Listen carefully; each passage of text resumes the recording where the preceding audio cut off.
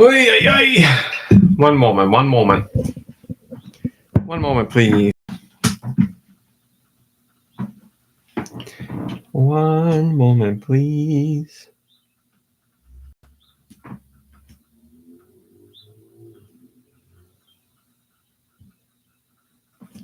All right. GoNintendo Podcast, episode 980, the Clodsire Podcast. When attacked, this Pokemon will retaliate by sticking thick spines out from its body. It's a risky move that puts everything on the line. 5'11", 491 pounds, and is male and female. The category is spiny fish. Abilities include Poison Point. Contact with the Pokemon may poison the attacker, and Water Absorb. If hit by a water type move, the Pokemon has its HP restored instead of taking damage. Hello, podcast people. It's just me again. I don't remember, because I've been doing this show for 20 years. 20 years, that seems right.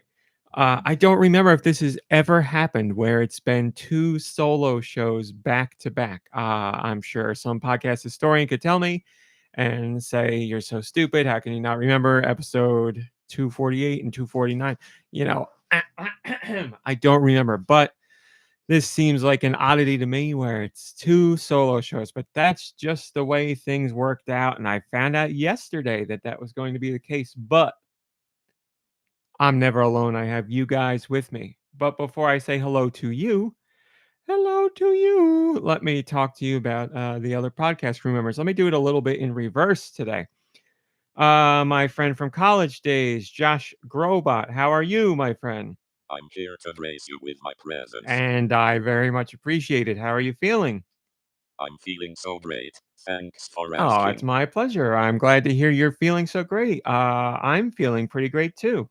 Thanks. Very cool. Very cool. It's always nice to get a polite Josh Grobot. It happens so rarely, but we'll take what we can get. Moving on. I had a feeling you would feel that way. Josh, sorry, George is here. George, how are you doing? I'm feeling so great. Thanks for asking. Oh, I see, taking on a little bit of Josh today. Well, you almost called me his name. Okay, all right. You know, it's a solo show. There's a lot going on. It's a lot to handle as is. I'm doing my best, Josh. God damn it. George, I apologize. I don't want to be here. I'm so sorry. I'm so sorry, George. I really apologize. I'm out of whack. I'm out of whack.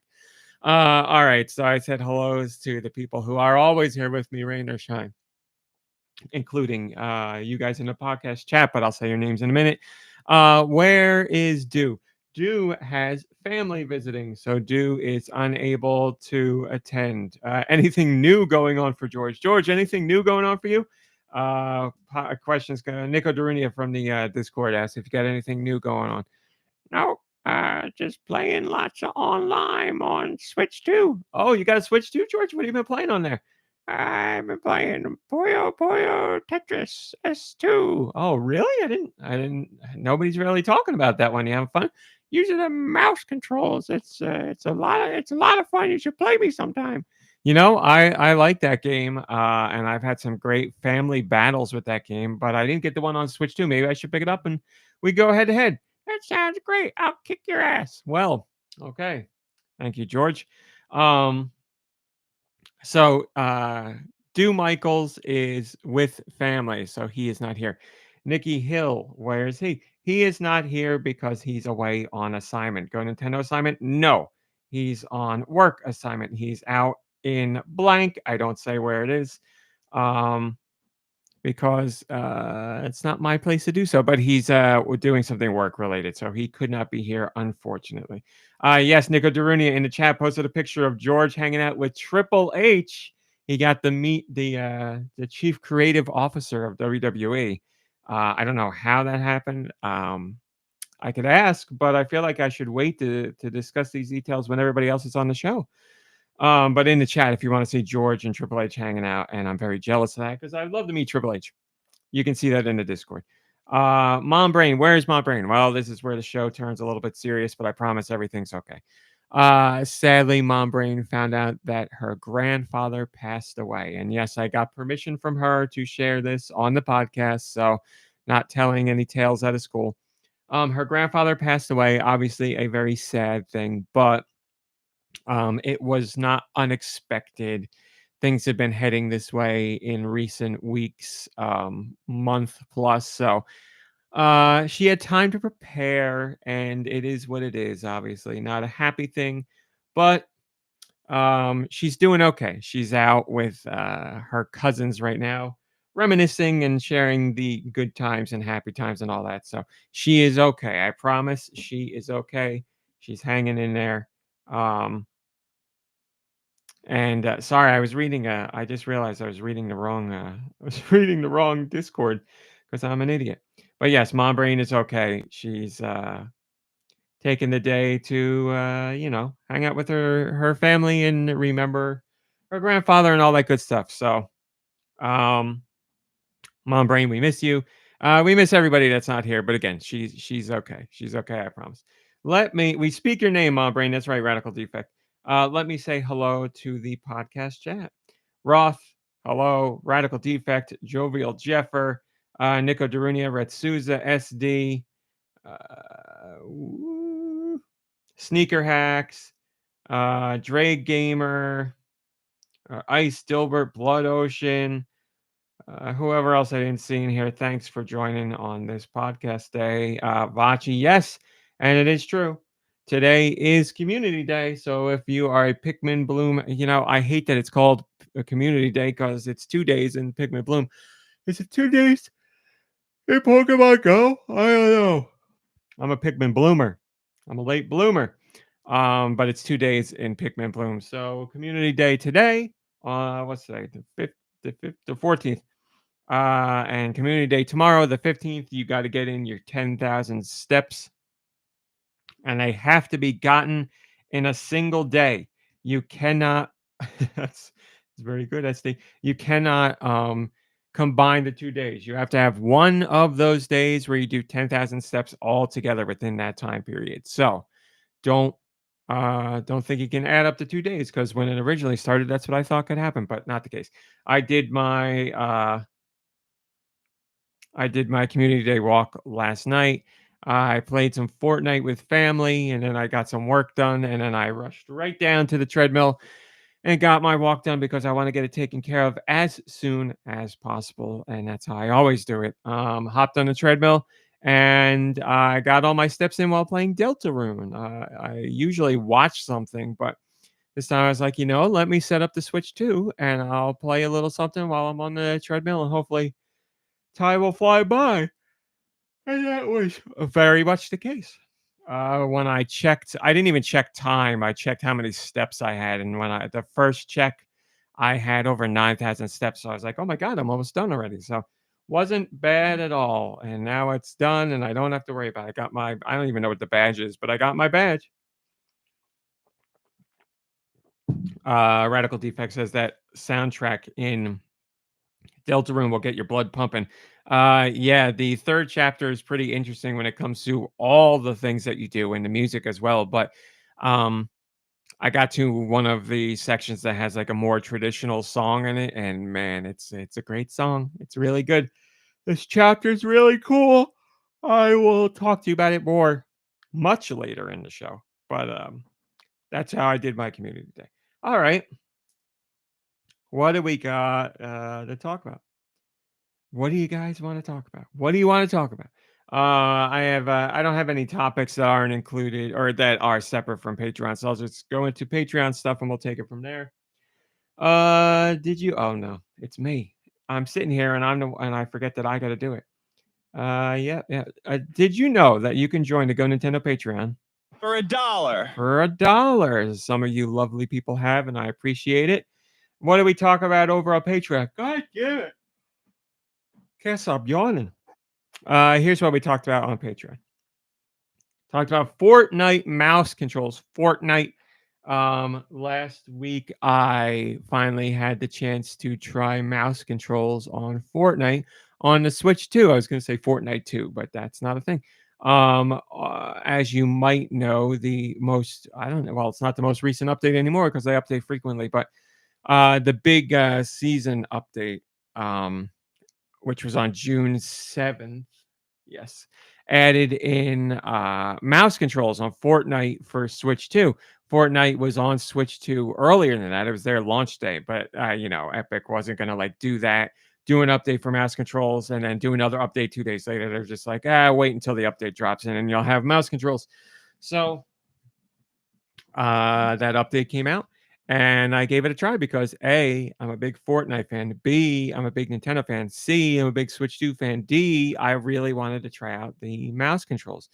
So I gave them a go and I really liked it, but I found out something about myself. I have not played uh, shooter games, action shooter games on the PC in a very long time. I used to play, I played the one I played the most was Unreal Tournament back in the day. I used to drag my computer over to a friend's house and we'd have LAN parties where we play Unreal Tournament forever. It was me and 2 or 3 friends. It depends on, who was available. So it was a team of 3 or a team of 4, and we would play bots in Unreal Tournament, and we would always do low gravity, one-shot kills, um whatever the, like, laser sniper rifle was. I don't remember what that gun was called, but boy, was that a satisfying gun.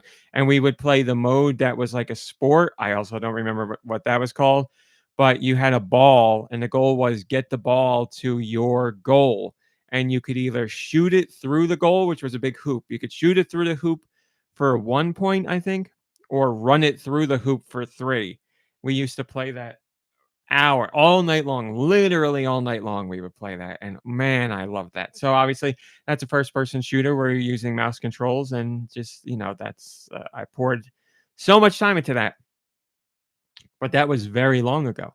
So there were other PC games that I played along the way like Team Fortress and stuff like that, but most of my gaming was done on consoles and I haven't really used a mouse for first person stuff like you know I've dabbled here and there, but I haven't really done it in decades. So on Switch 2, when I was playing Fortnite with the mouse controls, when there was no action going on, like, walk around and get treasure chests or explore or, a bot shows up and you shoot the bot, like all that, I was totally fine. I was like, this feels great.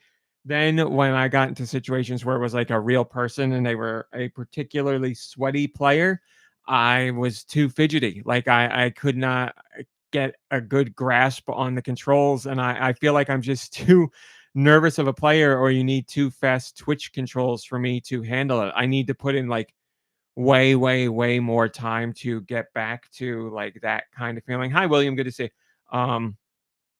Could I get there? I'm not going to say I could be a really good player or anything, but could I get as proficient with the mouse as I am with the thumbsticks? Probably close, yes. But I'd really have to put in a lot of time. Using thumbstick controls for first person shooters, that's 20 plus years of muscle memory now, more than that. So to like try and swing it back in the mouse direction would take a lot of work. And again, I'm sure I could get there, but it would take a long time.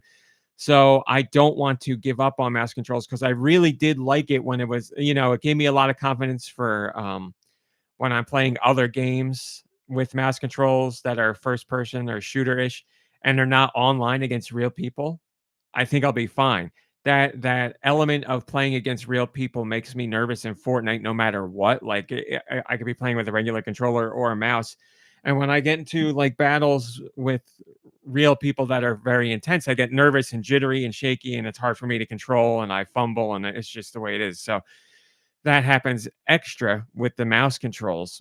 But if I'm playing something offline, like say I'm playing Metroid Prime 4 Beyond with mouse controls, I know I'll be fine. I'll be able to handle it no problem because I don't have that added pressure of a real person on the other side. And I can work around like, the computer controlled character limitations. I know, I'm dealing with a computer rather than a real person. So just in my mind, it makes a big difference and I can handle the controls better. But going up against a real person, it just makes me nervous. So I I don't know. That element in Fortnite may make it more difficult for me. Hi, Guy Bones.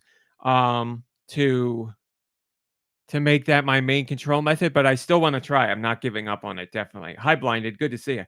I I really enjoyed the way it felt. I really enjoyed the mouse controls in general, and I was really enjoying that style of play. So I want to get back to it and try it. And there's all kinds of options in Fortnite to tweak that stuff. Like there's all kinds of mouse settings and sensitivities and everything. So you could really dial it into exactly what feels good to you. And I need to do that more, especially because of the amount that I play Fortnite. I play Fortnite so much. So there's no reason why I shouldn't give it more of the college try. And again, I really did enjoy what I try with mouse controls. It's just I'm very jittery when it comes to playing real people, and it gets very intense. The later in the game you go, the better the players are, mostly, and the smaller the circle there is. So it just gets that much more hectic, and I can't handle it. I can't. I get nervous no matter what control method I'm using. So it's a me thing. Yes, Guy Bones, I'm wearing my Kirkland signature shirt. It's one of the nicest T-shirts I own, and I don't mean because it says Kirkland. It's legit like the nicest quality T-shirt I have, at least one of them, if not the best. Um, does Costco have tasty limes? George, you go to Costco for limes? I've been there. They have limes. They had key lime pie. They have some lime stuff here. It's lemon lime soda and lemon lime drinks and stuff like that. Yeah. Yeah, George, I've seen some of them too. We've got I think Mom Brain at one point got limes from Costco, not surprisingly. They were great. Um, William says can't watch live today out at lunch, but I hope everyone has a great weekend. Well, we hope you enjoy your lunch. Hope you have a great weekend too. Hi, Freddie Fro. Happy Saturday to you as well. They say they'll be listening tomorrow, but they love to Switch too. And they're about to play with some nephews. Well, go kick their butts in Mario Kart, my friend. I hope you all have a great family Switch 2 day. Um, Kirklime. That's right, SD Kirklime. Blinded said something. Oh, Blinded said back in the original Xbox days, I had two permanently hooked up together for 8-player Halo and Halo 2 in separate rooms. Such good times. Yeah, we had Xboxes, original Xboxes hooked up for LAN parties all the time as well. I was the one that brought like the LAN cables and the hub and everything. I had a big like bug out bag just filled with that stuff. And pretty frequently we would set things up where we were playing at people's houses. It happened at my parents' house a lot. It actually happened in this house too, which is crazy. Um, for those who don't know the lore here, this house that I live in with Mom Brain is actually the house that Mom Brain grew up in. Mom Brain's parents moved to another state and we bought the house from them. So she's back living in the house she grew up in. We were living in an apartment for like 8 or 9 years, and we're shopping for a house, and things fell through a whole bunch of different ways. And then her parents were like, eventually, oh, you know what? We're going to move and you guys want to buy our house. So that's what we did.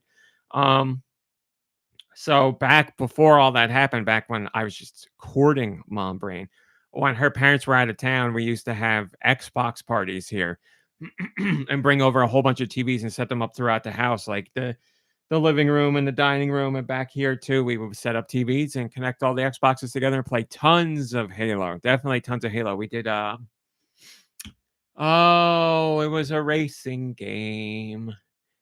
Midtown Madness? That sounds right. We played a lot of Midtown Madness. We did Serious Sam. We did one of the Rainbow Six games. But yeah, it was mostly Halo. We did that a ton. Lots and lots and lots and lots of capture the flag. But we did it all over the place. Like I said, we used to do it in this house, at my parents' house. We went to random friends' houses when their parents weren't home because that gave us more room to work around. We had like situations where there were 8 TVs set up. It was crazy fun. I miss those days. They were yeah, Blinded says those Xbox LAN parties were some of my best gaming memories. Yeah, mine too, definitely. I totally agree with that. Um, it's just it's crazy to think that we were doing that because it was so much to lug around. If you're doing a LAN party with a computer, it's your tower. Well, back then it was your tower and your monitor, mouse, keyboard, and all that. And that was a pain in the ass, don't get me wrong. but better than when it was the Xbox because it was, an Xbox, all the controllers, the hub, the cables, um, and the TVs, obviously the biggest one. And back when hi Backseat Studios, good to see you. And hello Tall Show, good to see you. Always with that damn picture. Um, Back when we were playing the original Xbox, everybody had, CRTs, tube TVs back then. So it wasn't like today where you have flat screens, especially if you have smaller flat screens that you can carry around. But flat screens in general are much lighter than tube TVs. And it used to be back in the day, yeah, let's get together, bring some TVs, and you bring like a 19-inch or a 22-inch or 27-inch tube TV, and you're breaking your back to get it out of the car and into that. And they were not easy to lug around, yet we were carrying around like three, four, five of them to set up at LAN parties. But we were young and I don't want to say stupid. We were young and we had nothing else to do and it was fun and we weren't even thinking of it. It was like, yeah, let's do it. LAN party, throw that crap in the car and let's go. Nowadays, would not be like that. Rod says Unreal Tournament 2004 back in the day for my group. Yeah, Unreal Tournament. I miss those days. I would love a new Unreal Tournament that's just like back to basics, that kind of stuff. Just give me capture the flag. Let me tweak the settings to play how I want to play. Doesn't have to be flashy or anything. Just man, I would hop back into that in an instant. That would be an absolute blast. Um, so there's all that. I talked about, and that's all from Fortnite. I talked about how I had this was a really cool day. Um, Last weekend on Saturday, I guess. Yes, because I did the podcast early, right? Doesn't matter. On Saturday, I had a family party to go to because one of my family members graduated. So it was a graduation party. And I was talking to my mom, and she was talking about me bringing the Switch too. And I said, yeah, I'll bring it. And I wanted to show her some of the stuff like Switch 2 Welcome Tour and some of the little mini games that were in there. So I brought it over there. And this was at my cousin's house. And it was the same house years ago when I had the Wii that I brought it over for them to check it out. This was before the Wii came out. Nintendo had sent me an early Wii, and I brought it over to my cousin's house so everybody could try Wii Sports, and it made such a great memory. Playing with them and like seeing them experience that for the first time, that was really new. Nothing like that ever. It was just such a blast.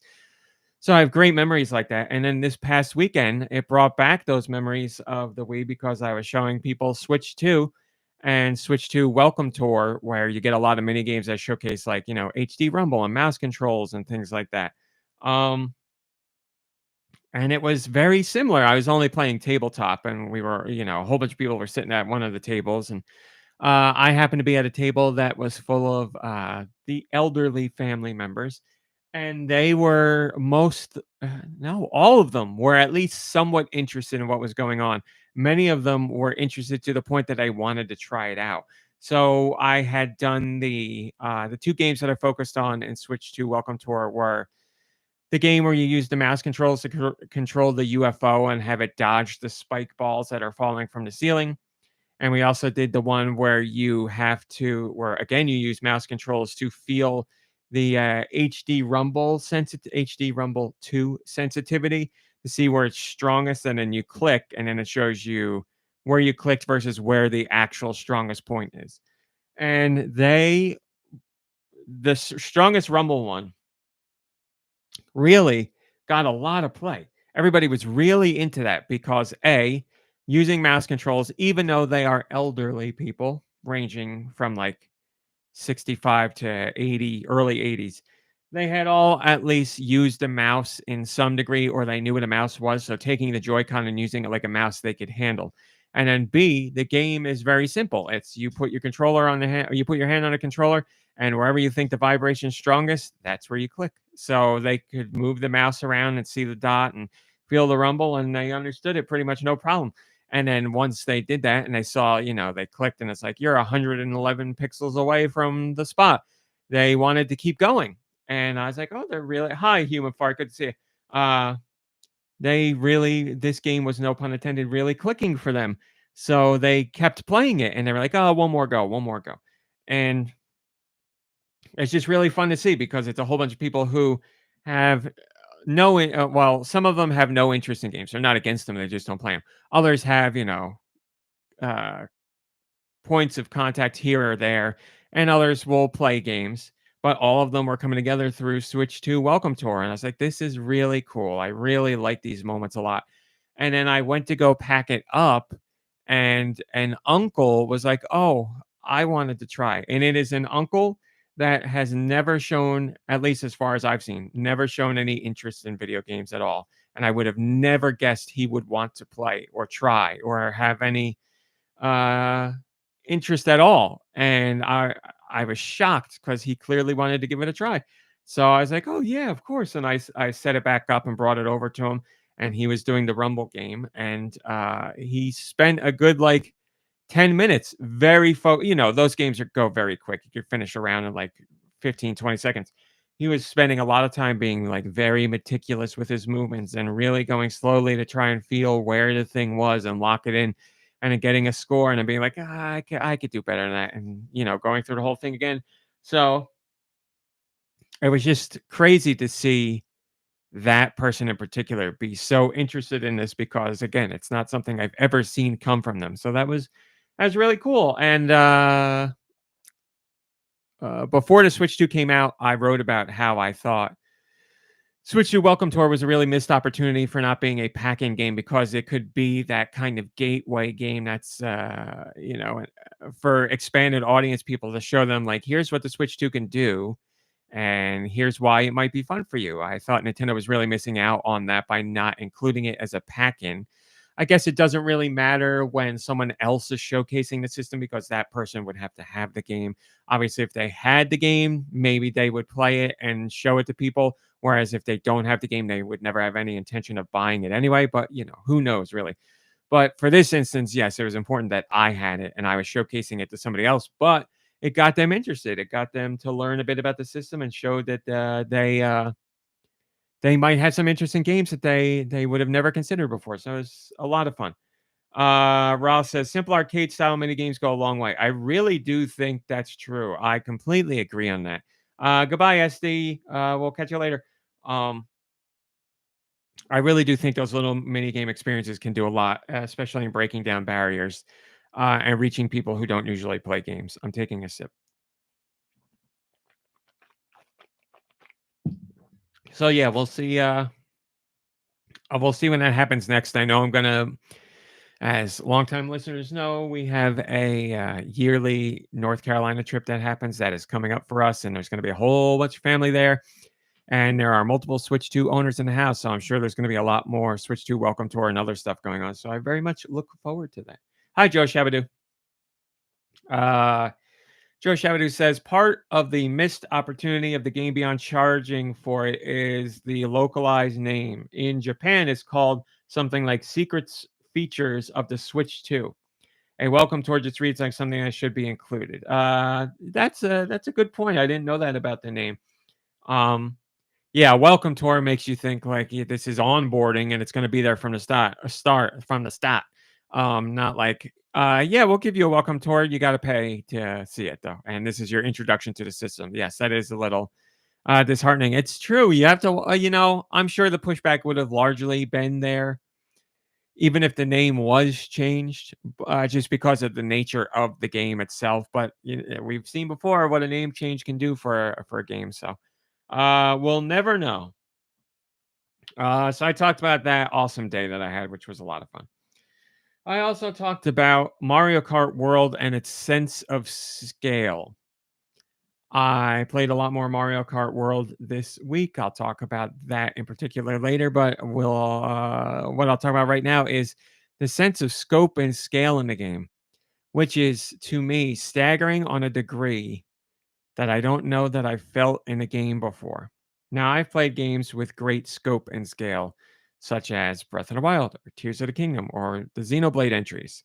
They really show you humongous worlds that you can explore with big set pieces and grand vistas off in the distance, and you see things and you're like, wow, that's there, and it just looks so big, and I could go to that if I wanted to and explore it. I love that kind of stuff in games. But There's something about Mario Kart World for me that makes it seem so much bigger. I don't know if it's Nintendo getting better at that kind of stuff or it's the enhanced graphical capabilities of the Switch 2, because it really, or Nintendo's artistic style. I don't know. I guess I could eliminate graphics or horsepower as the reason because I've had PS4, Xbox One X, PS5, Xbox Series X, and I've played plenty of games on there that have a grand scope or scale, but they don't really convey it to me in the way that Mario Kart World does. That I played those games on other platforms and I'm like, wow, look at this, or wow, look at the size of that. But with Mario Kart World, it's like, honestly, for as lame as it sounds, it's like it takes my breath away. I'm like, "Oh my god, look at how massive that plateau is, or look at how giant that mountain is." Like, there's just something about the way it's shown that gives me a feeling that I haven't gotten, at least to that degree, from other games. And again, I've experienced similar things with Zelda and Xenoblade, but not to this level. There's something going on with Mario Kart World. Maybe it's a combination of all the things I mentioned. Maybe it's something else that I haven't even touched on. I honestly don't know. Um, but it just really, really impresses me. Some of the like background stuff that you see as you're driving about and knowing you can go there, but also just the way it looks or the way it comes across. I'm like, holy crap! Look at that. It feels real? I know it's not real, obviously, but it in within me, it brings up the same sense, uh, or feelings that it's, like, real, like I'm looking at a real place off in the distance. I don't know, it's just that the sense of scale or scope or whatever you wanna say, it just really blows me away in Mario Kart World, so I wrote about that. I also talked about now this okay, this I think maybe I should save this for last. Yeah, I'm gonna save this for last because 'cause I'm gonna get into it a lot. Last as in last of the Patreon things. I talked about Switch 2 and how it just doesn't feel real to me yet. As in, like, we spend years talking about these new systems and then they come out and you're like, holy crap, it's here. I've gone from talking about it to actually playing it and I own it and it's sitting here in my house. Um, and that happened with Switch 2. I need another drink. That happened with Switch 2, but I'm still feeling that exact feeling right now, and usually it doesn't last that long for me. I have like a first couple days where I'm like, "Wow, it's here, it's a thing," and then you get in your routine with it, and it's like, okay, not that like the excitement wears off, but it's like, okay, this is a part of my house now. This is part of my gaming routine. But with Switch 2, I don't feel like that yet. I just feel like every time I walk downstairs to go play it, I'm like, "Wow, there it is. There's the system. I can't believe it." And when I play something, I don't know. There's like that new excitement that's there, and it's there for me longer than it has been for other systems, and, uh, I could analyze why that is in a million different ways. It could be for what I already said, or it could be the fact that, like, the Switch is so successful, and now we're at Switch 2, and it's like, "Here we go, we're starting it all over again," and that's just a crazy idea, and it's off to such a great start, where it just feels that much more exciting. I said it might have something to do with Donkey Kong Bonanza not being out yet because I'm very happy with Mario Kart World and Switch 2 Welcome Tour and then the third party stuff as well. But like Donkey Kong Bonanza's the next big milestone, and that's like a 3D platformer, Nintendo's bread and butter. So you're like, I look at that as the like something special, and like it's like it's a soft second launch for the system where it's like, oh, when that game gets here, this is gonna be crazy. So that might have something to do with it. I don't know, but it just hi Steve Irwin, good to see you. Thanks for joining live. Sorry, it's just me. um, so there's a whole bunch of factors that could be leading into that. I don't know what it is, but it still feels very surreal to have it here with me. Like last night when I was going to set it up for the treadmill, um I was setting the Switch 2 itself up and getting the controller ready and plugging in my headphones, and I was like, "Man, it's here. Like, I'm using it, I'm playing it, I'm doing it." I know this sounds so dumb, but this is the feeling. It's like an energy, like an electricity that's running through me that I just feel about the Switch 2 that normally dies down pretty quickly after a system's launch, but I have it at exactly the same level right now. It's just I don't know. I'm really enjoying the Switch 2, and it's very early days, but we have very positive things to share about that in general during the news section. So I was talking about that, seeing if anybody else felt that way. I talked about Splatoon Raiders, a surprise from Nintendo. Many expect there to be a Nintendo Direct this month because Nintendo always does or Nintendo traditionally does a Direct during June. That's like their big Direct.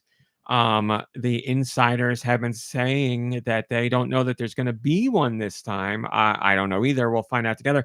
But this week gave us a direct style announcement with Splatoon Raiders. So many people are looking at that announcement and being like, "Oh, Nintendo's not going to do a direct. They're going to do the old announce stuff on social media approach, which they've done in the past. They'll have like a few days or a few weeks where they drop bombs on social media, and Splatoon Raiders being announced on social media and the Nintendo Today app certainly seems like maybe they're pushing off a direct until a little bit later or whatever. Whatever, it doesn't matter.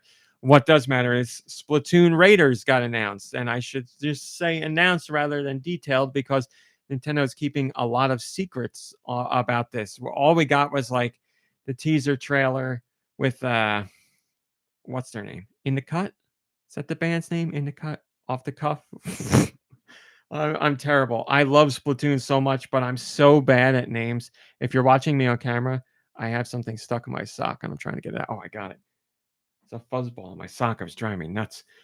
Deep Cut. That's it. Deep Cut. Thank you, Roth. I was dancing around what it was. So Deep Cut is in it, and I don't know. There's like yeah, you're exploring islands and maybe gathering resources, and you're out on like floating barges and you're fishing, and I don't know what's going on. But A, it's Splatoon, and I love Splatoon. B, it's a spinoff, and I love a spinoff. Um, so I'm down. And C, it's Switch 2 exclusive. When is it coming out? Who knows? But it got announced. I'm down. I'll be there day one. Doesn't matter what it is with Splatoon. I'll be there day one. We have so much more to learn. How much of it is going to be spin-off where it's like a new style of gameplay? Is it going to be still focused on traditional like shooting elements of Splatoon, but adding a whole new mechanic? Is there going to be multiplayer? Because Splatoon is known as a multiplayer franchise. Will this be multiplayer, but in a different way? Maybe co-op focused or centric? I don't know. We don't know. Right now, everything is up in the air. We only got like a minute teaser. And more details will come later. Where are they going to be dropped and when they're going to be dropped? I don't know. Joe Shabadoo says, I have a suspicion that Raiders is going to be my favorite expression of Splatoon in that franchise, beating out the Octo expansion and Salmon Run. I have a good feeling, and Deep Cut deserve more lore and backstory. I love the lore and backstory of Splatoon. It fascinates me unlike any other Nintendo franchise, and I'm including Legend of Zelda. I love Legend of Zelda and its lore and all that. And if anything, Tears of the Kingdom brought that appreciation to a whole new level. But there's something about Splatoon that draws me in, unlike any other Nintendo franchise, when it comes to that lore aspect, because so much of it, like on the surface, it's like fun and silly and weird and, shoot ink and capture zones and all that, fashion and all that stuff. But then when you look beyond the surface, you see like lots of dark, parts of Splatoon history and like experiments and serious stuff and sad stuff. And like if you read all the supplementary materials that are in the games, there's so much interesting stuff going on there. I love it. Like every little tidbit of Splatoon lore that I read, I'm over the moon about it. I just love getting like those little details. And there's so much more going on in the world of Splatoon than is just like on the surface with the games themselves. And boy, I love that. I absolutely love that. There's so much mystery going on with the Splatoon franchise, and it is, it's one of those things where you don't need to know about that to enjoy the games. But for those who like that kind of stuff, there's plenty to dig through, and it makes the experience that much better for me. So I would imagine, Joe Shabadoo, that Raiders will, yes, deep dive into more of that side of things, and we'll get some interesting information from it. And yes, of course, Roth says, and the Splatoons as well. Yeah, the music in Splatoon is killer. Love the style and sound. It's such a unique sound for a Nintendo.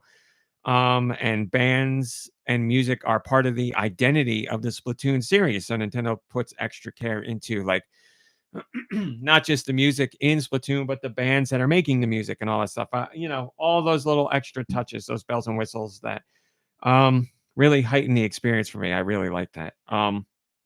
It's funny. I was listening to the Splatoon 3 soundtrack this week before Splatoon Raiders was announced. I just happened to be listening to the soundtrack, and then the next day, that announcement came about. So I was like, "Did I make this happen?" I didn't, but what's the word?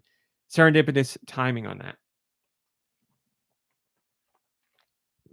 Sorry, I'm getting so parched. I apologize. So I talked about Raiders. I also talked about Deltarune. No spoilers. Don't worry. No spoilers here. But this week I finally started playing Deltarune.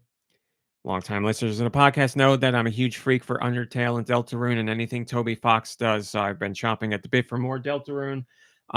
Chapter 2 came out, 2019? So it's been a long wait. Now we have 2 brand new chapters out. They launched day and date with the Switch 2 on June 5th.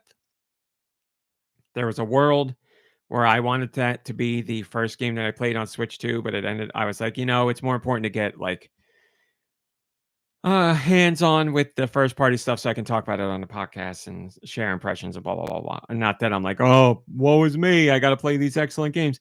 Just Splatoon, I'm extra excited for. But this week I finally started playing. I'm still in Splatoon. I'm still in chapter 3 of Deltarune. I'm really taking my time because it could be years until we get the next chapter. So I don't want to blow through these chapters and be like, well, now the wait begins again, because I know the wait will be there, but I'd like for it to be less. And I'd like to savor my time with chapters 3 and 4. So that's what I'm doing. I guess I put in about 3+ hours now into chapter 3. And no spoilers. I'm not going to tell you specifics, but chapter 3 is very different from chapters 1 and 2. And I loved chapters 1 and 2, but chapter 3 is very special. It does some really interesting, unique stuff.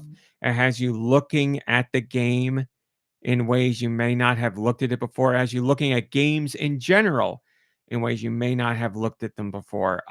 It's not surprising that Toby Fox can create something special and imaginative and fun to play and funny and unique and interesting, because that's his bread and butter. I don't know how he keeps managing to pull stuff like that off, but he does. Um, and what he's done with chapter 3 is just, man, it's hitting me in some very interesting ways. It's making me nostalgic. It's making me like wistful. It's making me just like look at gaming as a whole and what it means to me.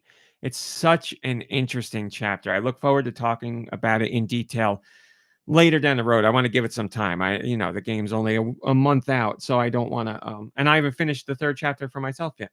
So I want to give people time, but I do want to revisit it. I'll probably do it after after our North Carolina trip, because my cousins are going to play chapters 3 and 4 while they're down there. So um, when we come back, I'll dive into it a bit more. But chapter 3 is like, man, it's doing some really interesting things, and that's crazy because Undertale and Deltarune are doing interesting things all the time. Yet somehow Toby Fox can continue to explore in that direction and come up with things that surprise and delight and uh just come out of left field, and you're like, how does he think of this stuff? So um chapter 3, man, it's something special. Mom Brain is texting me. Mom Brain says heading home. I don't know when she'll be here, but she's far away, so probably not. Maybe by the end of the podcast, who knows. So chapter 3, Deltarune, loving it. And then the one I skipped to go back to, hold on. Radical Defect says, I probably said this already, but Undertale, the song titled after the game, was the processional song at my wedding. I do believe I remember you saying that. Yes, and that, I mean, come on. Every song in Undertale and Deltarune is fantastic. There's not a bad one to choose from. I guess there would be more or less appropriate ones for a wedding, but they're all great songs. Okay, I skipped this one because I want to talk about it in detail. I wrote something on Patreon about it, but I want to write something more for regular Go Nintendo, because I don't feel like enough people are talking about this, and I feel like it deserves way more attention. Switch 2 Welcome Tour has mini games, you know this. But I don't see enough people talking about how crazy difficult some of these mini games are. I would argue that the mini games, even at their base, so every mini game has 3 gold medals that you can get, and they're all time based. It's doing this amount of time or lower. Um, and I started off playing Welcome Tour, being like, I'm gonna get all 3 gold medals in every one of these things because that's what I want and that's what I like to do with this kind of stuff, and I enjoy it. And I'm not moving on until I get them. Well, I was humbled very quickly. Some of these times that Nintendo is asking you to lock in to get the 3rd gold medal are crazy difficult. Crazy difficult. Times where I'm like, is this possible for a human to do? You This is why I wanna write about it, because I know if you were like, "Hey, if you want a game that really puts your gamer skills to the challenge and you wanna test how good of a hardcore gamer you are, quote, unquote, hardcore, go play Switch 2 Welcome Tour and get the 3rd gold medal." And I know people will laugh and be like, "Welcome Tour." Yeah, go play it and come back and tell me how funny it is, because even getting the 2nd medal in many of these mini games can be quite challenging, but that 3rd medal is far and beyond the toughest. Um, it's crazy some of the stuff you have to do and how quickly Nintendo expects you to do it. Now, it may be like a simple task, but getting it done in the amount of time that Nintendo is asking requires such precision and accuracy. It's mind-boggling. You would never expect it from Switch 2 Welcome Tour. Ice Dilber says some of those games can kiss my butt. Um, yeah, there are ones where I know my body was not built to achieve those times. I'm never gonna get those medals. It's just simply not possible. I could play from now until the end of my time here on this planet, and I will not achieve them. I'm still gonna keep trying for some of them because I have some thought somewhere in the back of my mind that, you know, the right set of inputs and the right timing and the right stroke of luck, I could get it done, but I know it's not gonna happen. Radical Defect says 4 hours getting 50 stars on that stupid UFO. UFO right off the bat. Dodging the spike balls. Yeah. Um, Getting that 3rd gold medal in the spike balls is challenging. It took me a decent amount of time, and they only get worse from there. Tall Show says, I got the 3rd medal in that UFO mouse game at the Switch 2 experience. Well, that's some bragging rights. That's how you show off at one of those events. Um, but yeah, like I said, there's multiple mini games in there. There's one that is like it's like the old carnival game where you have the metal hook and you have to move it along the wire, and if you touch the walls, it's game over. It's kind of like that in a sense that you're using mouse controls and you have to move the mouse cursor through these electrified walls, and if you touch the wall, it's game over. But you have to do it so quickly, and there's such minute terms. Like one of them, I got the 2nd gold on, and it took me a really long time, and I was so stressed out. I was like, "There's no way I'm gonna get the 3rd one." And I went back to try later, and I was like, "This is impossible." Like the times that it asks you are crazy. I want to see videos of. I wish Switch 2 Welcome Tour had videos of Nintendo's employees getting the 3rd gold medal in some of these games. I want to see Nintendo's developers showcasing just how good they are at games by getting these. I can't recall the last time a first party game had such challenging challenges for the player to take on. I don't like how I put the emphasis on jizz there, but it is what it is. Um, I want to see videos of them playing because I know the majority of these developers couldn't get that 3rd gold medal. I know for a fact they couldn't. But within Nintendo's halls, there are people who managed to do it, and that's why they're included in this game. That stuff's not being sent out with Nintendo being like, well, nobody here can do it, but somebody out there maybe will get it done. I need to do more research to see who is talking about this stuff. Maybe like speedrunners and people of that ilk are on Twitch or YouTube showcasing themselves, like blowing through these games or attempting to get them finished for the gold medal. I don't know. But like as far as traditional outlets go, I really don't see a lot of coverage about how difficult this is. So this week, if I find the time, I would like to write a feature about that and really draw some attention to it because I think there could be a really dedicated uh, speed running community for this game as far as each individual mini game goes, like locking in the best scores.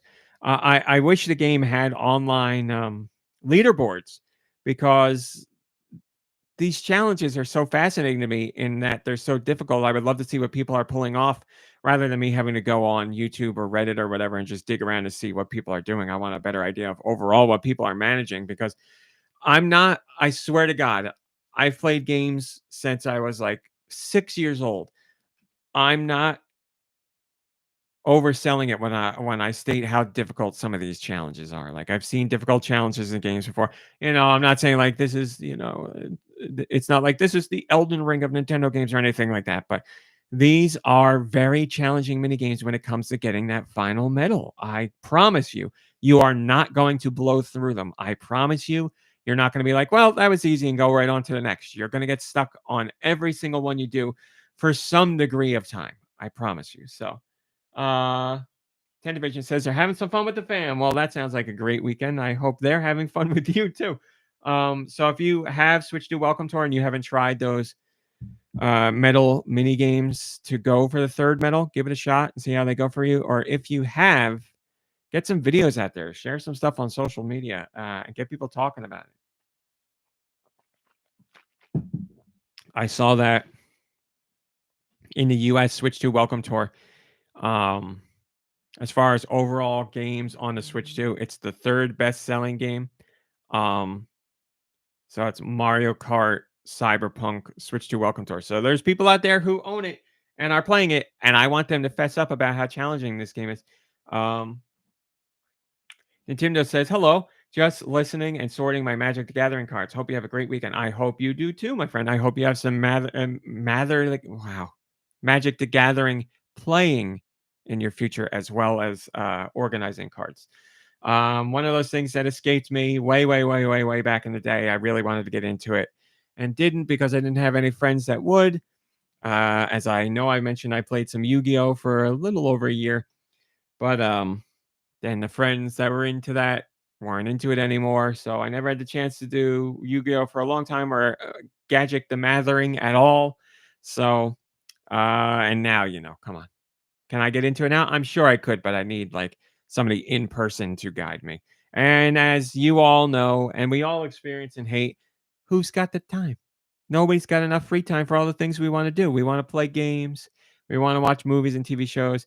We want to go see concerts. We want to listen to albums. We want to read books. We want to read comic books. We want to watch anime, all this stuff. Not enough time to do any of it.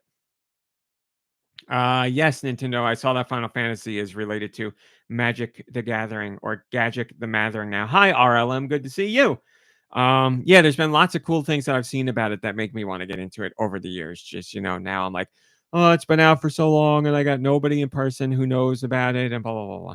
I'm still trying to get into Lorcana. I got the Lorcana stuff and I still haven't had a chance to play it. Life.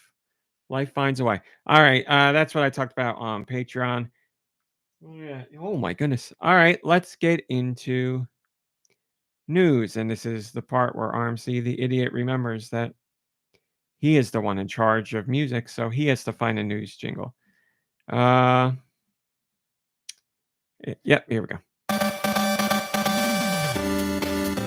Finally! The first week of life with the Switch 2. What happened this week?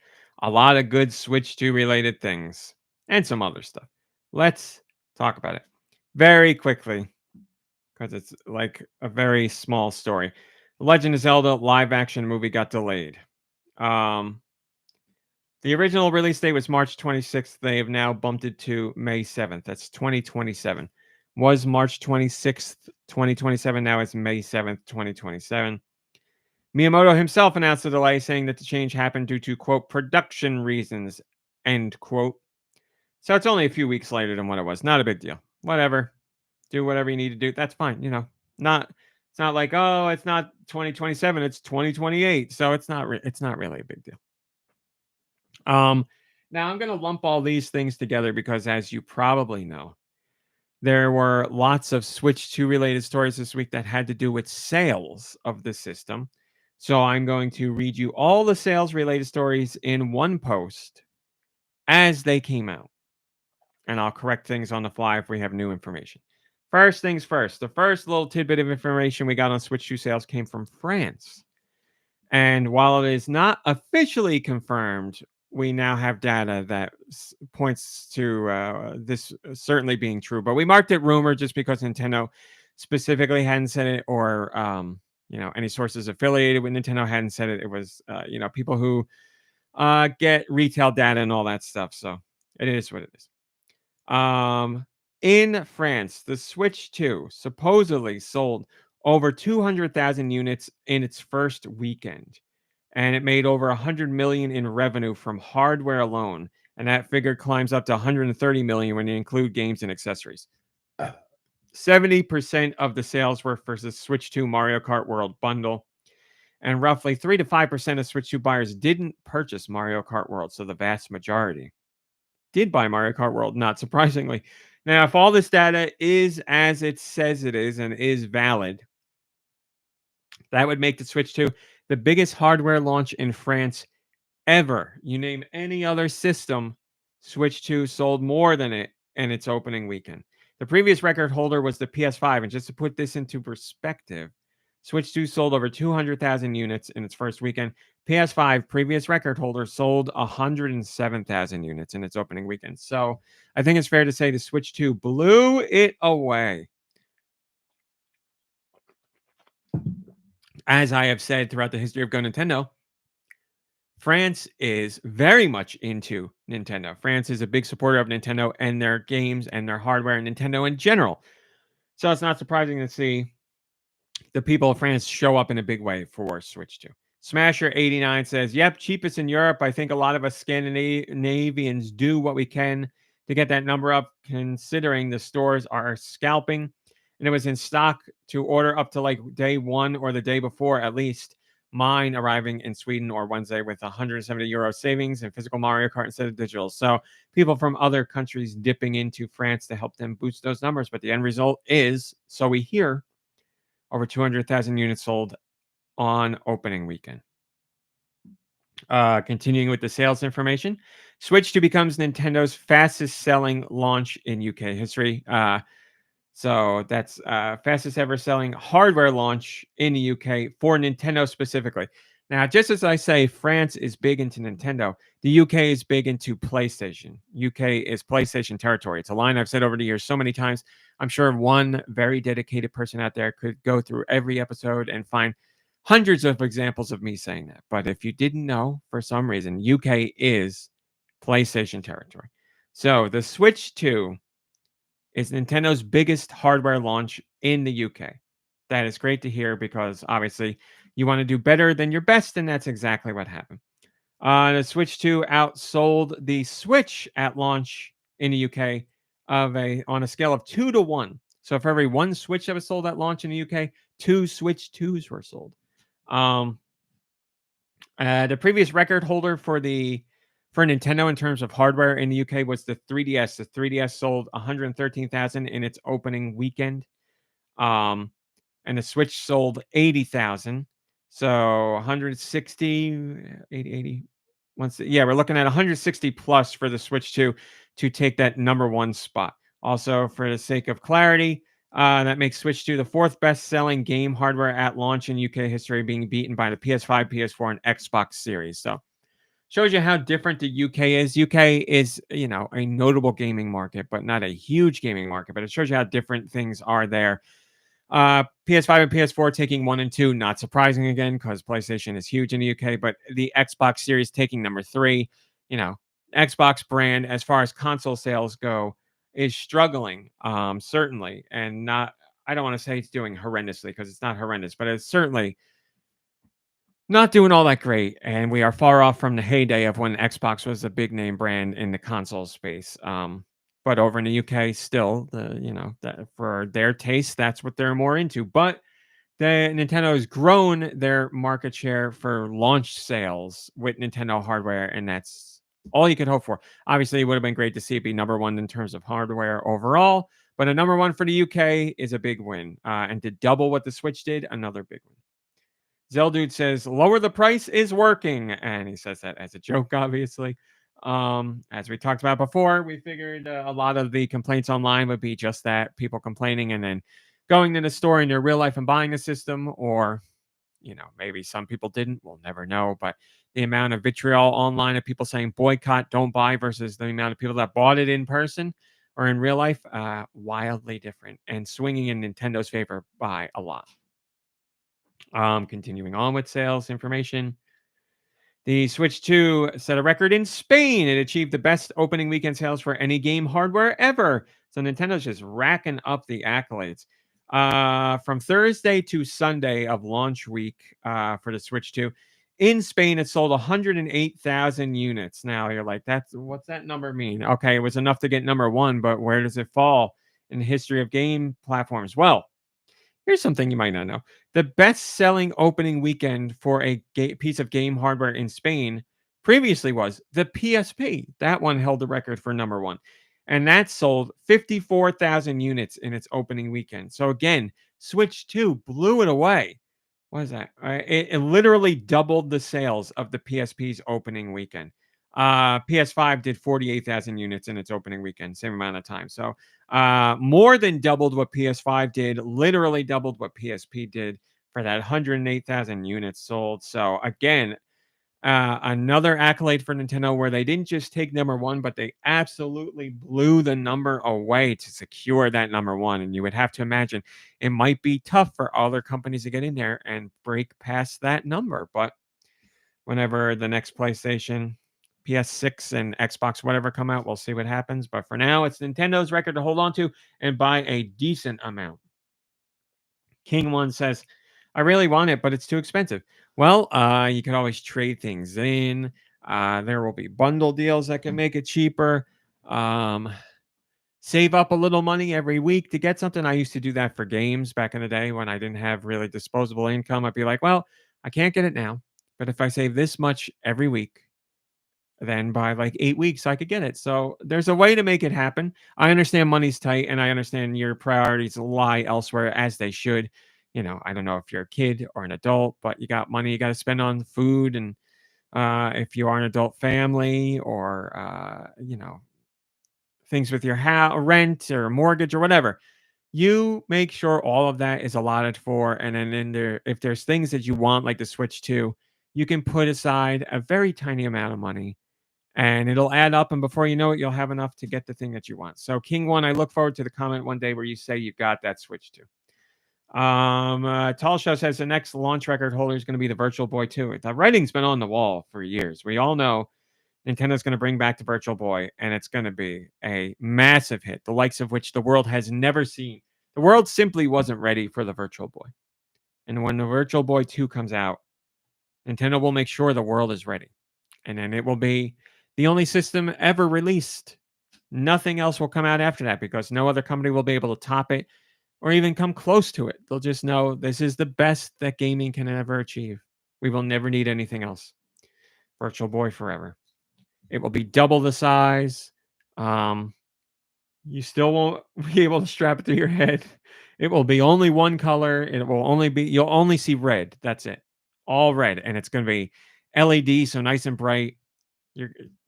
Forget it. You're just going to have to live in Virtual Boy, because that's all you're going to be able to say. Virtual Boy 2, excuse me. The Switch 2 sales numbers are not over. Finally, Nintendo on the 10th put out a press release talking about Switch 2 sales. We could move away from the weekly sales charts and insider information and all that, and get something official from the Big N themselves. I love that GIF, that Tomodachi Life GIF of the Virtual Boy. I love it. We finally had something official. Nintendo came out with the numbers, and not surprisingly, after hearing so many reports of record broken here, record broken there, the launch numbers were stellar. Nintendo came out and said that they sold over 3.5 million units worldwide of the Switch 2 in just 4 days. That is the highest global sales level for any Nintendo hardware within that amount of time. Now, here's where Nintendo's being very modest. They say it's the highest global sales level for any Nintendo hardware within the first 4 days. That is true. Nintendo has bested their own best. Here's what they don't tell you: it's the best globally for any game hardware ever. Nintendo's usually not one to be very braggadocious like that, so they wouldn't put that in their press release. They only measure up against themselves. But in reality, they now have the fastest selling piece of game hardware ever in game industry history. Your friends, when they are when your Nintendo hating friends, when they're like, "Oh, what about what about this? What about that?" And you go, "No, beat them all. Doesn't matter. Beat them all." There ain't one that managed to match up. And your friend will be like, "But PS5 had scarcity at launch because of the pandemic and because of manufacturing." And you go, "Okay, that might be true, but the numbers are what the numbers are." And Nintendo is the winner. Uh Nintendo, I don't want to say winner. Nintendo's the one that's on top. Um so it's nice to actually get that official confirmation. Now, we, as someone who's covered Nintendo for many years, I knew Nintendo would put out a press release to be like, here's how many it sold in this amount of time. And, if it didn't break a record, Nintendo would have still put out a press release to trumpet numbers in a specific region or something like that to show the best of what they had. But Nintendo always puts out these press releases. So there you go. Best selling Nintendo platform for in its first 4 days ever. But really, in reality, best-selling piece of game hardware ever in its first 4 days. So an accolade Nintendo can add to the long list of them throughout the Switch generation and now on the Switch 2, and be very proud of that. And we'll see where things go from here. Entropy says, "Damn those doomed Nintendo's days." Yep, Nintendo's always doomed, but they're doing pretty darn good for being doomed. But the sales information didn't stop there, because we got our weekly Japanese numbers as well, and it gave us more insight into um, what the Japanese audiences were thinking about Switch 2. And surprise, they really like it over there as well. So we got the usual weekly sales for hardware as we do in Japan. So this is the hardware software sales chart. In Japan, for its launch week, the Switch sold a mind-boggling 947,000 units. That is a new record for Japan specifically. Not surprising at all. It's a new record, and by a lot. The previous record holder was the PS2. I don't have the numbers here specifically, but I know it beat the PS2 by like hundreds and hundreds of thousands. So, um, Nintendo like came out when Nintendo said they were gonna. Hello, Super Sanchez. Took my glasses off. I couldn't see. Super Sanchez says, "Can't listen live today. I'm out recording civilians protesting. Good for you, my friend." On a more positive note, I guess I'm getting stomped in new Splatoon 3 content. What joy. Well, yes, it is No King's Day for those who are against the political political activities and people in political places of political powers here in the United States right now. It's No King's Day, but people around the world are getting in on their protests, which are hopefully peaceful protests. They should always be peaceful protests, but it is your right to get out there and protest. So if you're out there, please be safe and know that you have our support. Super Sanchez, stay safe, my friend, but you're doing something important. So yes, in Japan, the Japan fervor and thirst for Switch 2 is something else, says Joe Shabadoo. Yeah, I agree. Um, so 947,000 units, which is staggering. Not surprisingly, the number one game in the software charts in Japan this week was Mario Kart World with 782,000 units sold. So obviously, these charts never include digital numbers. So overall, the numbers are going to be higher, because in Japan, Switch 2 numbers are counting what was available at retail, and they don't count what's being sold through My Nintendo, which was hundreds of thousands of units. So most likely the Switch 2 in Japan sold over 1 million units in its opening week by a large margin. It's just those numbers aren't factored. My Nintendo numbers aren't factored in. But a number one is a number one, even if the actual number is higher than that. Joe Shabadoo has the first comment, and they say, when including console sales direct for Nintendo through their own lottery, this means easily over 1 million in under a week in Japan alone. Just incredible numbers. Welcome to the next generation. You got it, my friend. You said it before I did. A very big deal in Japan, not surprisingly, because we heard about the pre-order lotteries and how excited people were and how everything was sold out everywhere and blah, blah, blah, blah, blah. So not surprising to see it launch with such massive figures, and it will likely retain, well, it won't be that big each passing week, but it will remain very big going forward. And that's through people getting them through lotteries and still through My Nintendo and all that. So, we also have, this is the final sales story on Switch 2. This comes from Matty Piss over at Circana. He gave more insight into the Switch 2 sales in the US specifically. IGN also got a statement from Nintendo that said the Switch 2 is the United States fastest selling system ever. Nintendo's fastest selling platform in the United States. Again, Nintendo kept it with just Nintendo themselves. But again, we know it goes to everybody. It goes for everybody. Matty Pitts followed up by saying sales in the U.S. were over 1.1 million for the first 4 days. So we got a little more insight into what happened in United States. So in Japan, it's over 1 million for the first 4 days. In U.S., it's over 1 million for the first 4 days. And Matty Piss says this also excludes the My Nintendo Store sales here in the U.S. as well. So you can add in another 100,000, 200,000. I don't know how many they did. Initial projections from Circana put the U.S. week 1 numbers at 1.3 to 1.35 million. Crazy. Hi, Salamaster Link. They are going through. I see your message now. Yes.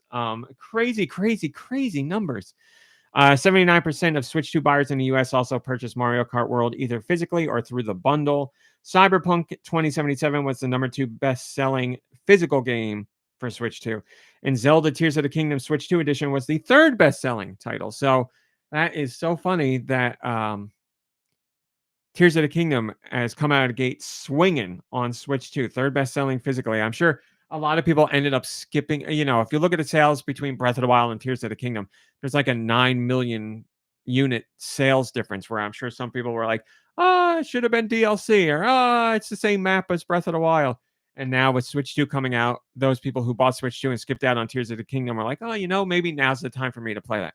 But there's plenty of people who double dipped or triple dipped. No, it would only be double dipped. It would be triple dipped for Breath of the Wild, double dipped on Tears of the Kingdom. So they're all included. First timers and double timers and whatever. Zeldude says, just getting doomed twice as fast as Switch. It's a great way to put it. Yeah, you thought Nintendo was doomed with Switch. Well, they're doomed twice as much with Switch 2. So there are all your Switch 2 sales stats as they are up to June 14th. That is where the figures are. So a stellar launch for the Switch 2. Now, the question is, will they remain that high? And will fans continue to come out that strongly to show their support? Or are we going to see things drop off precipitously as the months roll on? I don't know. But this 6-month period, what we got? June, July, August, September, October, November, December. The 7-month period going up to the holiday season and through it are going to be very important for Nintendo to keep that momentum going, maintain interest in the system, make sure they get units out there, which Nintendo's Doug Bowser says they are going to get units out there and they have a steady cadence. We have seen that so far, even though we're just over a week into the system's lifespan. So far, it seems like Nintendo really has gotten a handle on stock. They had made sure to flood the market at launch, and it paid off. And we're seeing retailers restock. There's been continuous restocks throughout this week after the Switch 2's launch.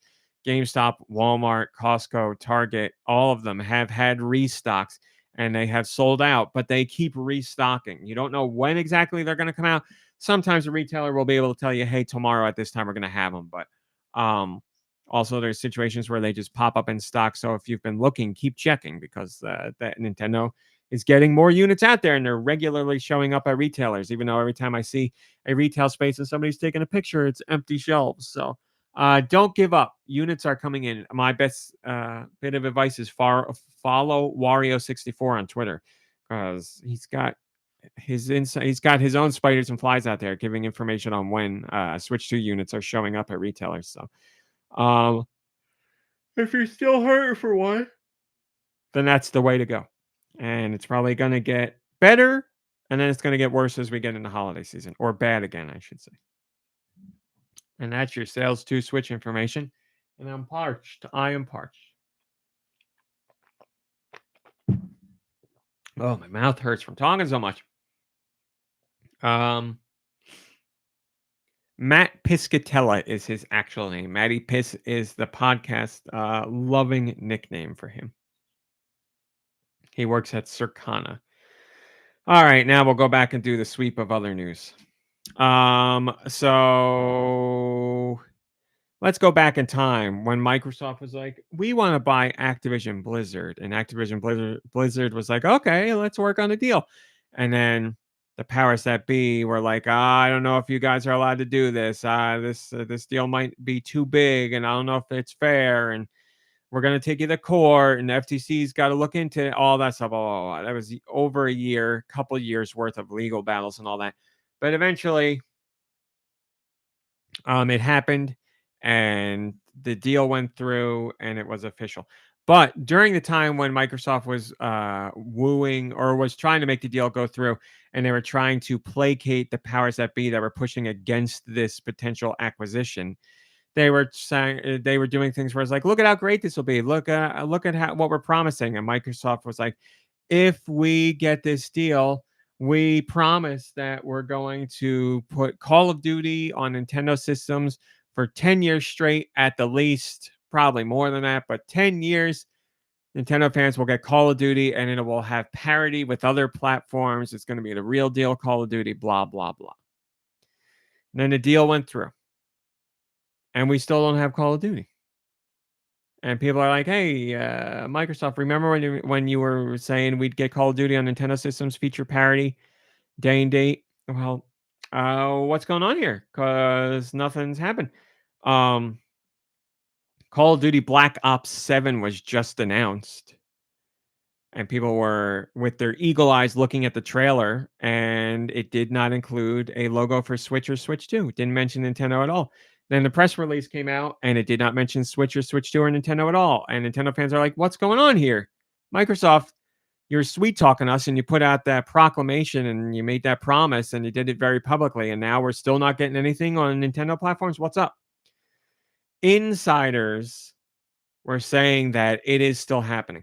Kotaku spoke to unnamed sources that are close to Nintendo and Microsoft, and those sources claimed that Microsoft and Nintendo are committed to bringing Call of Duty to the Switch 2, but they had no specifics on when and what and how and where or any of that.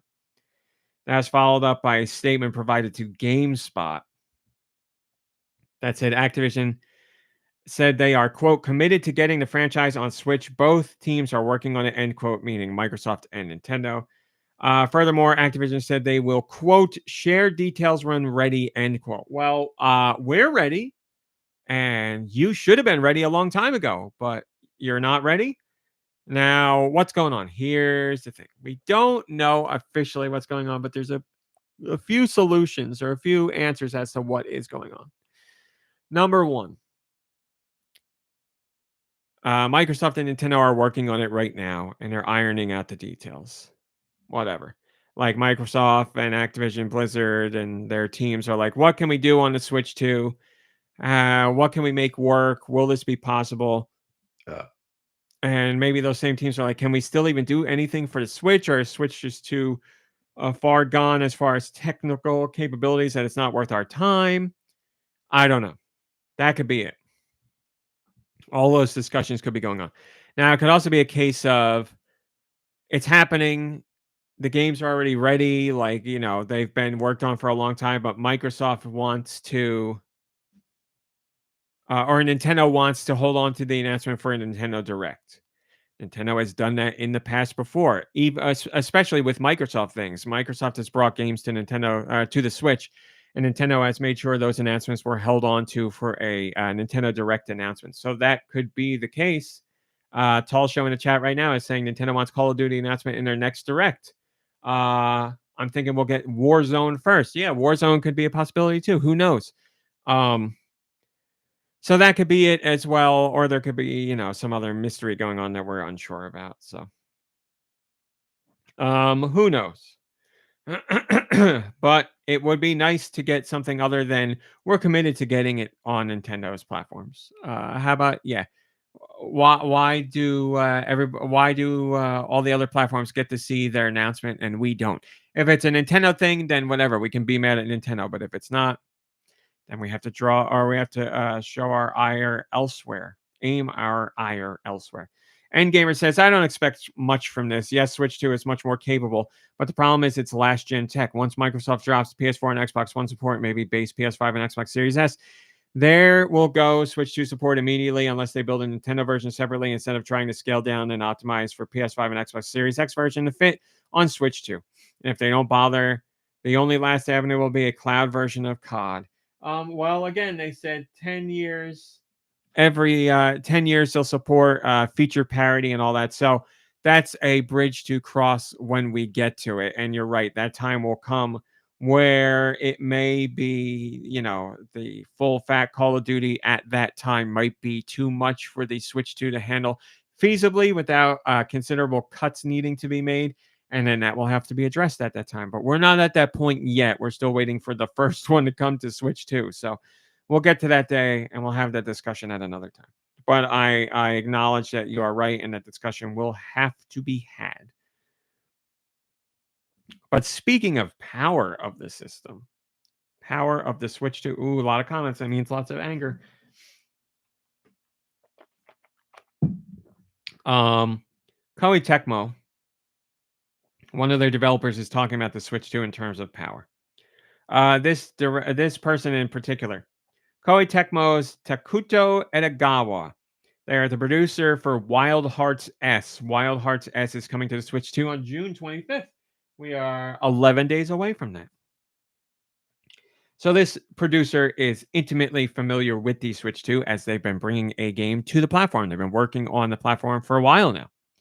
So they certainly know a bit about the Switch 2. They spoke to WCCF Tech about Wild Hearts S and in particular the Switch 2. And they were asked about the power of the platform, where it stands. And Mr. Edogawa said this, quote, there are a lot of characteristics when it comes to raw computing power in Switch 2. So it's difficult to generalize, but I think it can be thought as closer to the Xbox Series S than the PS4. So many people have said before the Switch 2 came out, they're going to be like, it's going to be lucky if it can do PS4 styles or PS4 caliber games as far as graphics go or horsepower goes. Now we have a developer literally making a game for the system. They're saying they believe Switch 2 to be more closely aligned with the Xbox Series X or Xbox Series S in terms of power than the PS4. Now, it's probably a middle road between those two. It has some areas where it's as capable as a PS4, has some areas where it's as capable as an Xbox Series S. It's in between platforms. Some games will have things where it's more Xbox Series S like, and some games will have games where it's more PS4 like. But there are features on the Xbox Series S that are shared with the Switch 2. And the Switch 2 has features and capabilities that the PS4 did not. So you can see how it might lean more towards one than the other, depending on the game that's being made. But hi, Sergio ALB64. Good to see you. Hope you're having a great weekend. Nice of you to stop in. So it'll be a game by game basis. And I'm sure you could ask another developer and they would agree, or you ask another developer and they'd be like, it's closer to the PS4. It's going to change depending on the game, the developer, and what they're doing and what they need. But it is 100% true that PS4 simply does not have some of the technical aspects and features that the Switch 2 does. And those features will allow games on Switch 2 to be, in some cases, closer to what the Xbox Series S offers. Ram says Baldur's Gate 3 on Switch 2 with mouse controls. I'm sure you're not the only one who would like to see that. And is it possible? Who knows? We'll find out together. Tall Show says I'm down for a portable Xbox Series S-ish. There you go. The unofficial name for it, the Xbox Series S-ish. We have the Splatoon Raiders announcement, which I've already covered. That came with a free update for Splatoon 2. That came for a free update with Splatoon 3 for Switch 2 and the original Switch. There's new weapons in there. And now if you play Splatoon 3 on Switch 2, it will run better and look better. You can go through the breakdown of all these updates, but a free update for Switch 2 players, that's great. Free content for players on both platforms, that's great. Splatoon Raiders announcement, that's even greater. So very exciting. We know that the ESRB rated Splatoon Raiders, and usually a game's ESRB rating comes up somewhat close to when the game is going to actually release. So the ESRB rating has people thinking there's a chance this game could come out this year. Fingers crossed. I would love that. Who knows? I know as much as you do. So you can go down there in this post and get a look at all the new weapons and all that stuff. Joe Shabadoo says, I'm so in for this. Looks exactly like the sort of Splatoon single player that also supports multiplayer that I've always wanted, based purely upon my own speculation, that there's a relatively wide open area to explore, run-based raids into zones, some base building, and a rescue mission at the core. Also, the visuals are drop-dead gorgeous. Look at that water! Please be 2026. That whole Splatoon update was basically a segment of a direct.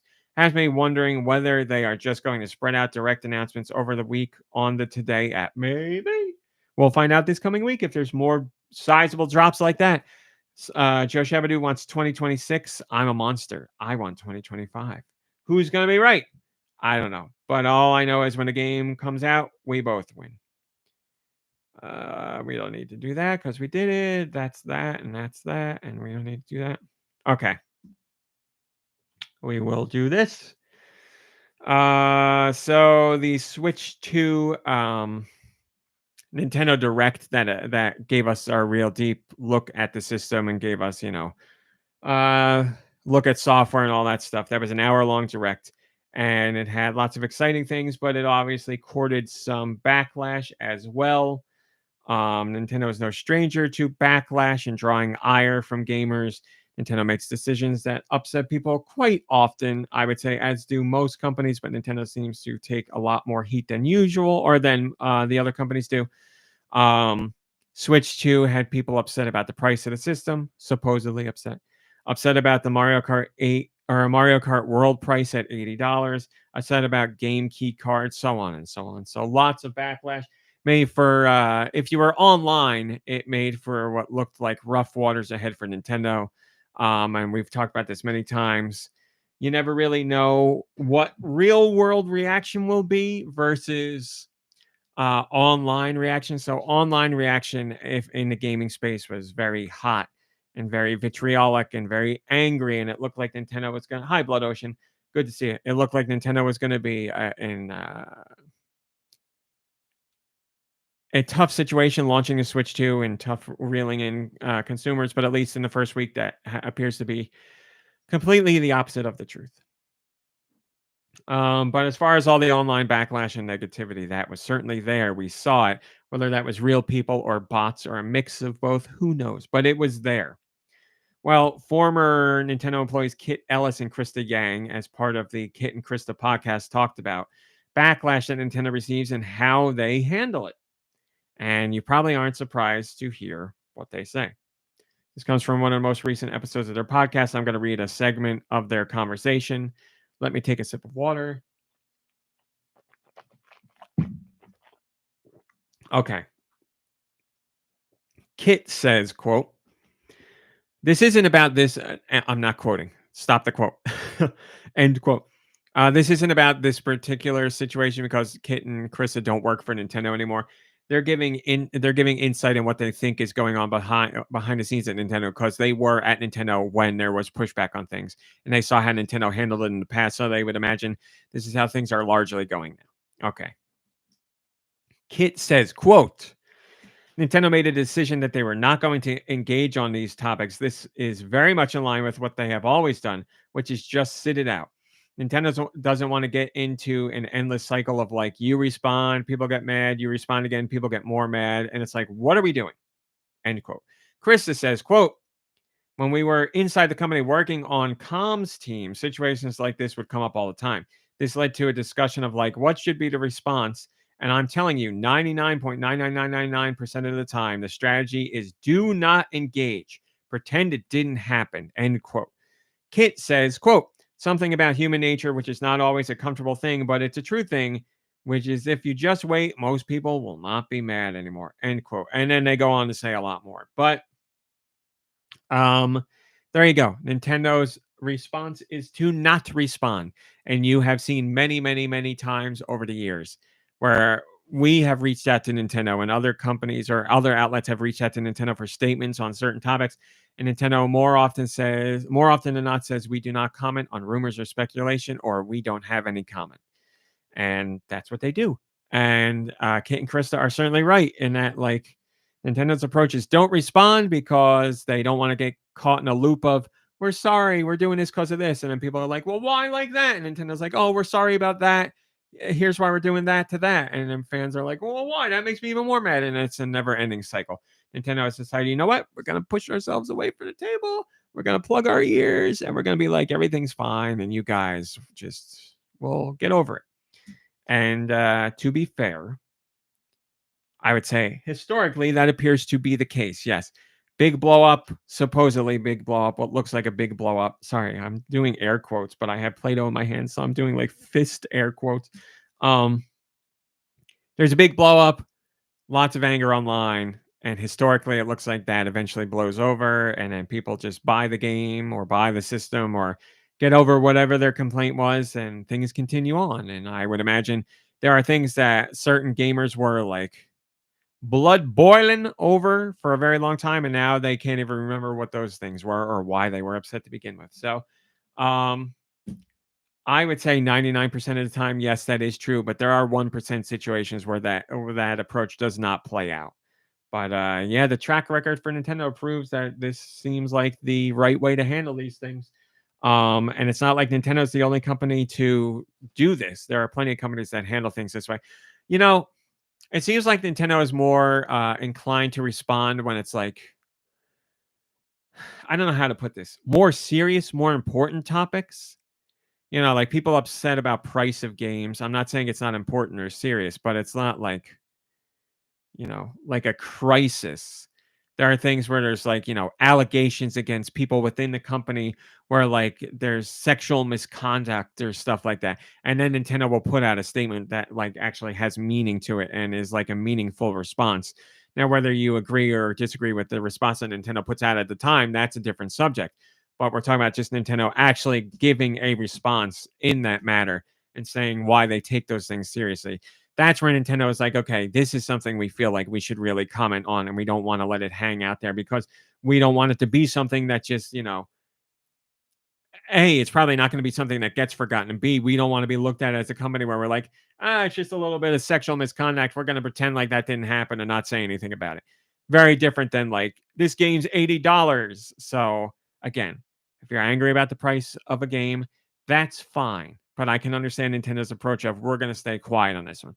When it comes to sexual misconduct and other stuff like that, you can see why Nintendo would be like, all right, we're going to put out a statement here because it's important and they don't want to be viewed as a company that doesn't take that stuff seriously. So it is what it is. So more insight from former Nintendo employees Kit and Krista. Entropy says smartest move too, especially in these drama-filled internetian days or internetian days. No wasting of time and energy. Just do your thing. And I will agree. It's a smart way to go about it. It may be frustrating as a fan at different points in time for different topics. Yes, you could be frustrated and be like, why wouldn't Nintendo just do this? Or why wouldn't Nintendo just say this? Can be frustrating, but then, you know, you vote with your wallet and whatever. Or time goes on and you're like, that thing doesn't bother me as much anymore. You make the decision. Do your thing, as Entropy says. That's right. Nintendo does their thing, and you do what you want with your thing. You handle your thing. Don't touch anybody else's thing. All that's done. Okay. Soreness in my jaw from jaw jacking.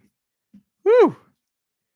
All right, we got North American and European releases. My music. Got it.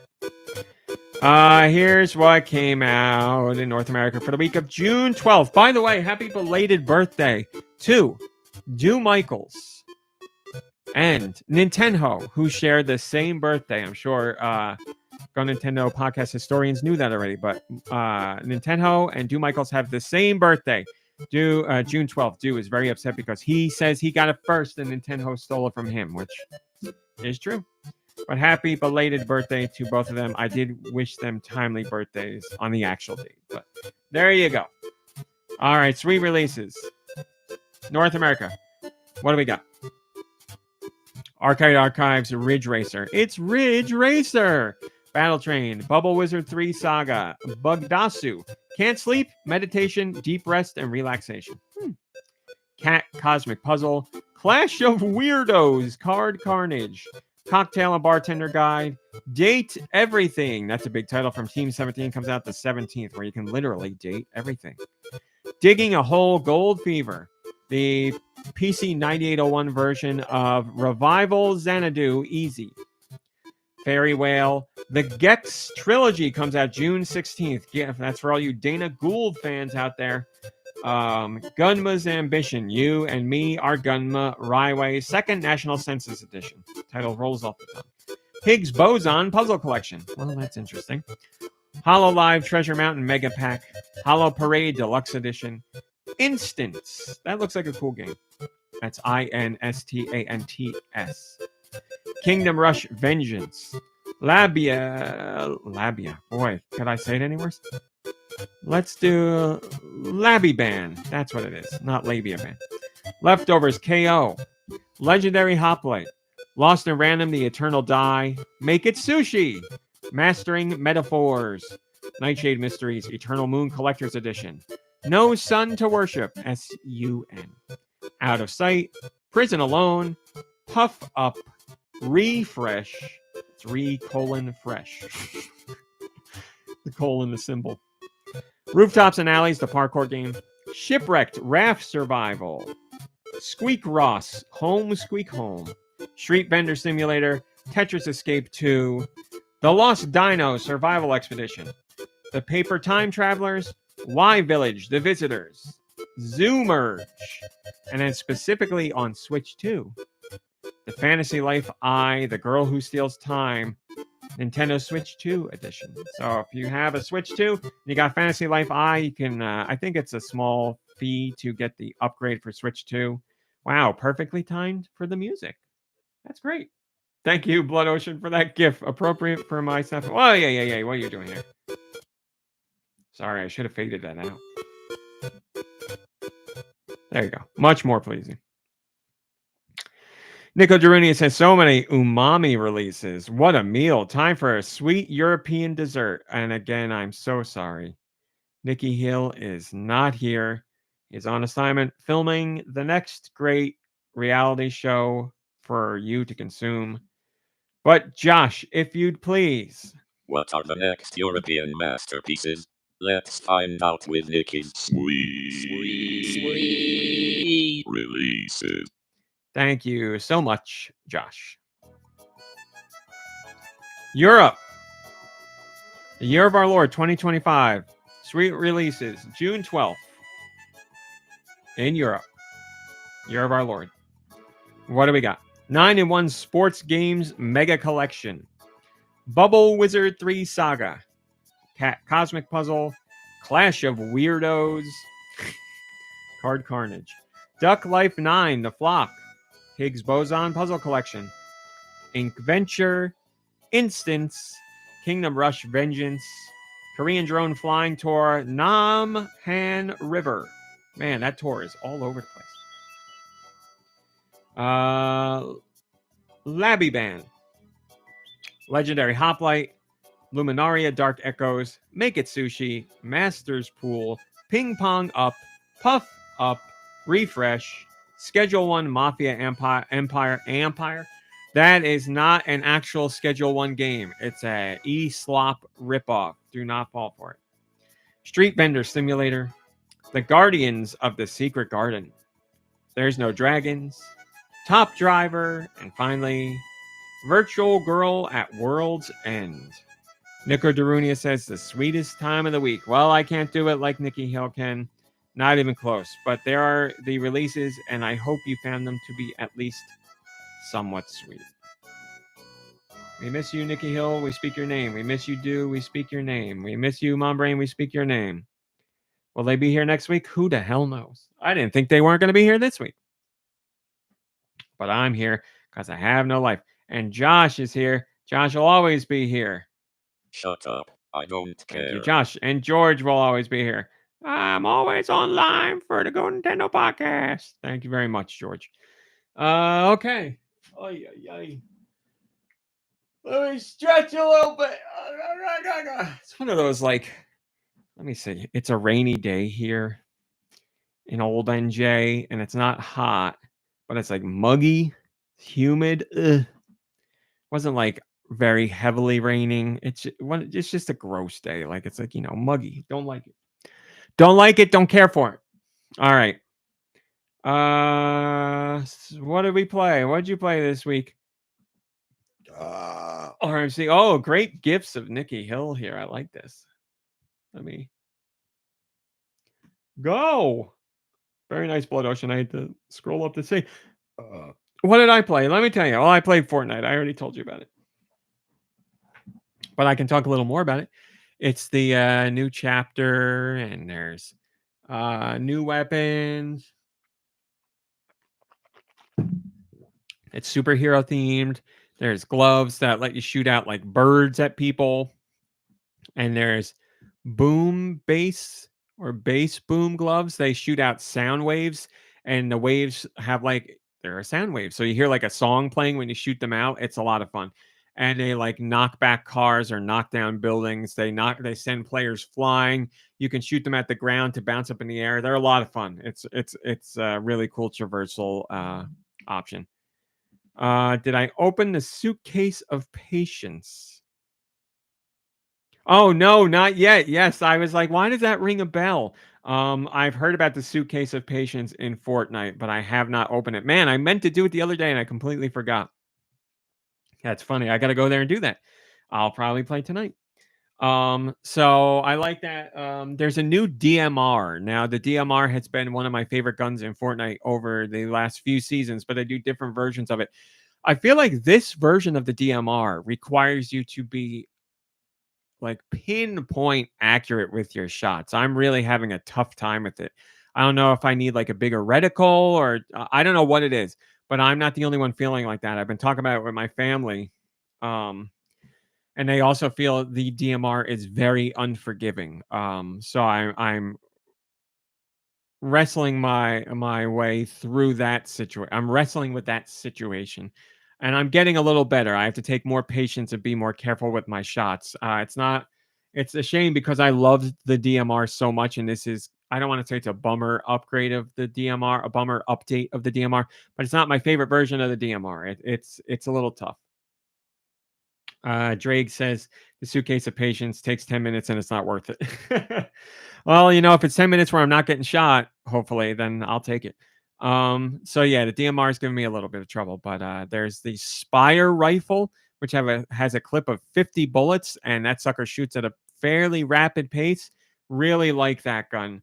But it's Fortnite, so I'm having fun. It seems like whatever is happening with this combination of weapons in this season, the final storm circles are packed with more people than usual. Like I'm talking like 16, 18 people when you're getting down to the real small circles where usually it's like, if you got teams of 4, it'll be like 1 or 2 other teams at most. But I've been playing teams of 3 and 4, and there's been more people in both of those pretty consecutively. So there's just something about the gameplay this season that's letting more people hang around until the final storm circles, which makes it more scary. So I'm playing Fortnite. Fortnite.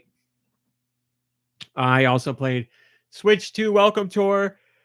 And I'm very happy to say that I have, I think, for my intents and purposes, completed the game. I have, oh, wait, I got sound effects. Oh, boy. Music and sounds. Where would clapping be? Got this.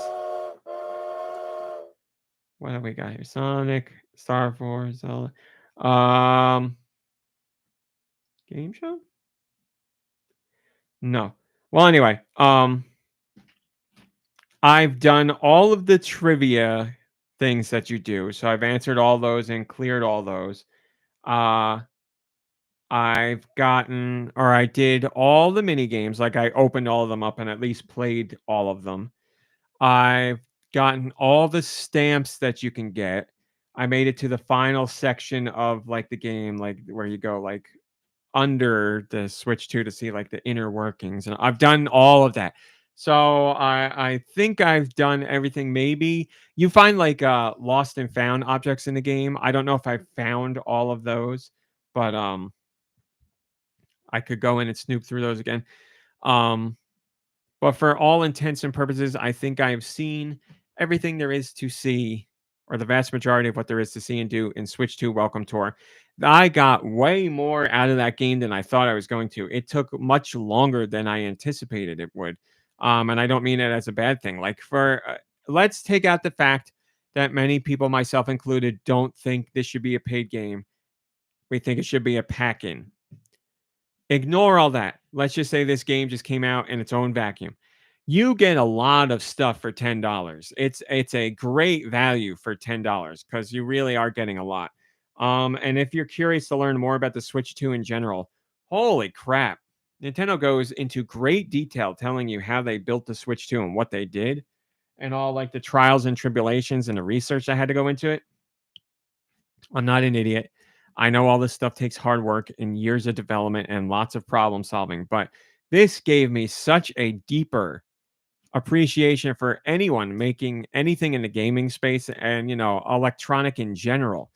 Learning about the thought and the hurdles that had to be overcome and like all the crazy stuff that went into making like the most minute parts of the system. Like, here's why the rubber feet are here, or here's where we had to put like a 2 millimeter thick piece of foam because of this issue, because it would have caused a problem with Rumble. Like, it's mind-boggling. If you're at all interested in that kind of stuff in the least, like the inner workings of these pieces of hardware, and that goes for the controllers too.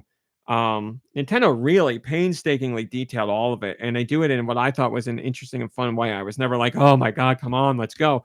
It's done through a slideshow, and like each slide has like 2 sentences at most, maybe 3 sentences. It was like fascinating. Where I'm like, "Oh my god, I would have never thought that this kind of stuff had to be considered when doing this thing," or like I would have never thought that this would have been a problem that had to be overcome, and like Nintendo had to come up with answers to questions that have never been asked before. It's like crazy detail, so fascinating to me. I'm not even someone who's really tech minded, or like I should say interested in that kind of stuff. I'm like, give me the thing, I want to use it. Sure, to some degree, I'm like, I'm curious to know about this, but Switch 2 Welcome Tour like really opened my eyes to. It makes you wonder how these things ever release or how they get made, because there's so many moving parts and so many elements that need to work together and so many things that need to be figured out and understood on a molecular level. Like, you're like, I don't understand how products get made. I don't understand how they happen because there's so much that goes into it. You're like, how are they sure they got everything? Joe Shabadoo says, I'm inclined to agree. Elegant design, the noise canceling tech, especially or specifically, has me really impressed. In Welcome Tour and just trying game chat makes me realize partially why Nintendo waited decades before dedicated chat and hardware. It's clean and lovely. Yeah, the noise canceling was crazy. I think I talked about that last week where I did the test for noise canceling. And I was extremely impressed with it. They talk about what they did and how it was made and what thought went into it in the testing. And I was like, yeah, that's interesting. And you don't expect it to work all that well. And then I did the test and I was like, oh my God, this is crazy. Um, Ken Division says, welcome tour work with virtual game cards or whatever, because I'm really interested, but I don't want to pay for it. It is a virtual game card on my system. So I believe it does. I'm going to lend it to Do Michaels when I see him next. I'm going to have him bring his Switch 2 and he's going to borrow it, virtually borrow it. So I'm sure you can find the answer online somewhere right now. But if you want to wait for like a week, then I could tell you on the next episode. Well, Joe Shabadoo says, yes, you can be lent it. So there you go. You got the answer right away. I was looking for the applause button earlier. So Switch 2 Welcome Tour. Greatly enjoyed my time with it. Very happy to have those mini games. We'll be revisiting them to showcase the system to new players and to also just have fun with family and friends. And as I said, I know that's going to go down in North Carolina when the family gets together. There's going to be fun ones to do there. And I imagine I will be returning to that experience many times in the future. Not as much as Wii Sports, obviously, but still, I will be going back to it. And I know there's going to be one or two mini games where I get into back and forth fights in a good way with friends or family. Like it's going to be like we're going to go back to the UFO one, and somebody will get 68 seconds, and somebody will get 72 seconds, somebody will get 72 and 0.34, and we're just going to go back and forth on the time trials, beating each other to see who can be the top dog. So I'm excited to do that kind of stuff. Oh my god. So Switch 2 Welcome Tour done. I played a lot more Mario Kart World. I'm happy to say I made it through 50cc on all the cups, including the cup that unlocks. Challenge isn't all that great in 50cc, just as it is in all the other Mario Kart games. You do 50cc, and it's just basically teaching you here's the tracks and here's where you can go and whatever. So not much of a challenge, but it's a fun way to take in the tracks. I said this on Patreon. I have never had a Mario Kart game that brought me to tears.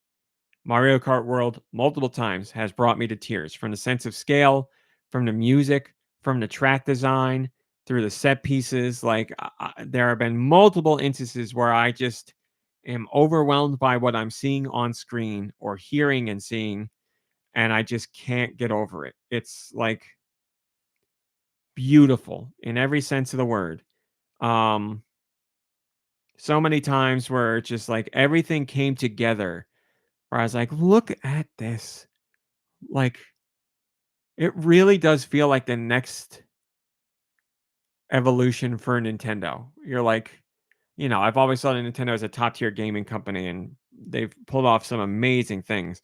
But you can see, like in Mario Kart World, that they really continue to push themselves to not just explore new ideas for the sake of exploring new ideas, but doing things that they think are worth time and valuable to the player and enjoyable, and like expand upon what they've offered in the past. It's like crazy. I don't know how you sit down and you're like, okay, let's do Mario Kart, but bigger and better. And everybody's like, okay, we'll do this, that, and the other thing. And they're like, yep, works. Let's do it. I don't get it. And then a dork like me sits down to play, and you have like a dolphin riding next to you and a toadstool guy over here and an ostrich riding down in front of you. And I'm like tearing up and I'm like, look at this. It's amazing. Radical Defect says, all I will say is that the end of Mario Kart World is a borderline religious experience. Getting to that part, tears for me too. As soon as there was a flash of light, I just had to pause and stop playing. Rainbow Road in Mario Kart World. Man, there are no words for it. Mario or Rainbow Road is always, like supposed to be the pinnacle, the final send off in Mario Kart. And it's always like a real showstopper. And I remember feeling that way in Mario Kart 8.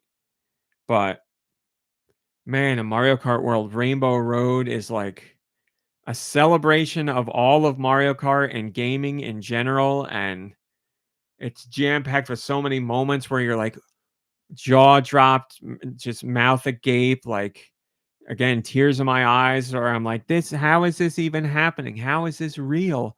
What am I experiencing here? It's crazy.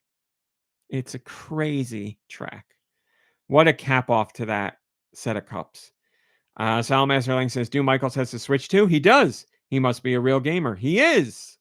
Of course he is. Owning a Switch 2 is not a prerequisite. Yeah, he was day and date Switch 2. He's there. And he's been living it up with Mario Kart. 10 Division says, I just did Mario Kart World Rainbow Road for the first time today. It was great. And Red Souza, that's all I think when I see any Mario Kart. It's where you go when you die. One of my favorite YouTube videos. I love that weird YouTube video about Mario Kart Rainbow Road. Great stuff. An internet classic for me. So yeah, I did that. I did some more free roam where I was just exploring and having a blast. Mario Kart World. Love it, love it, love it. Went back in to start the 100cc. Got first place in the first cup, but I tied with Donkey Kong. So it's certainly more of a challenge. And it was a nail biter, which is how I like my Mario Kart. And I'm only in 100. So I got to focus up. I'm playing a Shy Guy, and I'm using the cart that it's got like treads on the front and treads on the back and skis on the front. That's the cart that I'm using. Like that cart. Are there better carts? Probably. I got to look through them all, but that's the cart that I'm using. But I'm Shy Guy all the way, baby. So yeah, playing that, loving it, having a great time. Play a little bit every day. And then, as I said, I started Deltarune this week.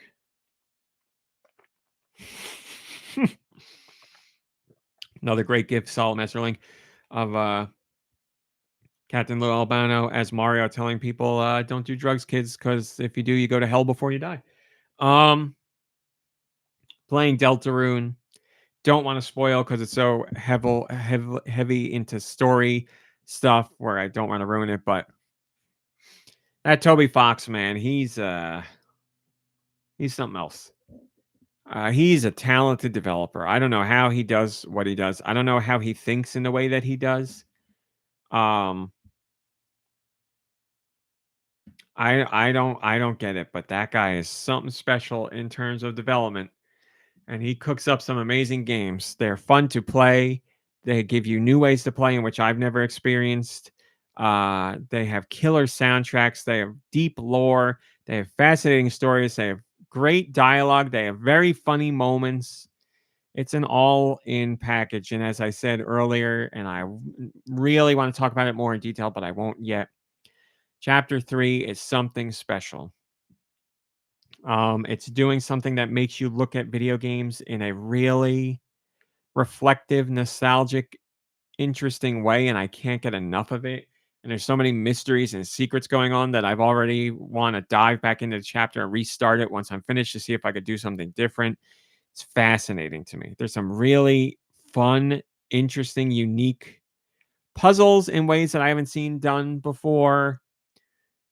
Characters are constantly doing things that you would never expect them to do.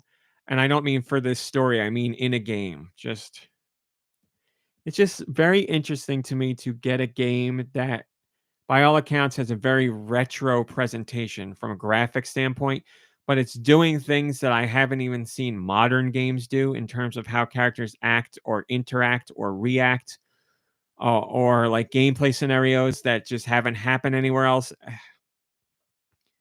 I don't know, dude. That guy, what a developer. What a once in a lifetime kind of creator. He's got something magical going on with him. And it's very clear Nintendo feels that way because, that he was involved in Smash, he was involved in Pokemon. He was part of the Switch 2 Direct. He obviously had access to the Switch 2 before most developers did because there's Switch 2 exclusive content in Deltarune. Like, Nintendo very much appreciates what Toby Fox does. Like, they may not outwardly be like, Toby Fox is amazing and this guy's making really crazy good stuff. But you can see that they have an appreciation for the man and his works because they let him in more than they do some other big third parties. So, and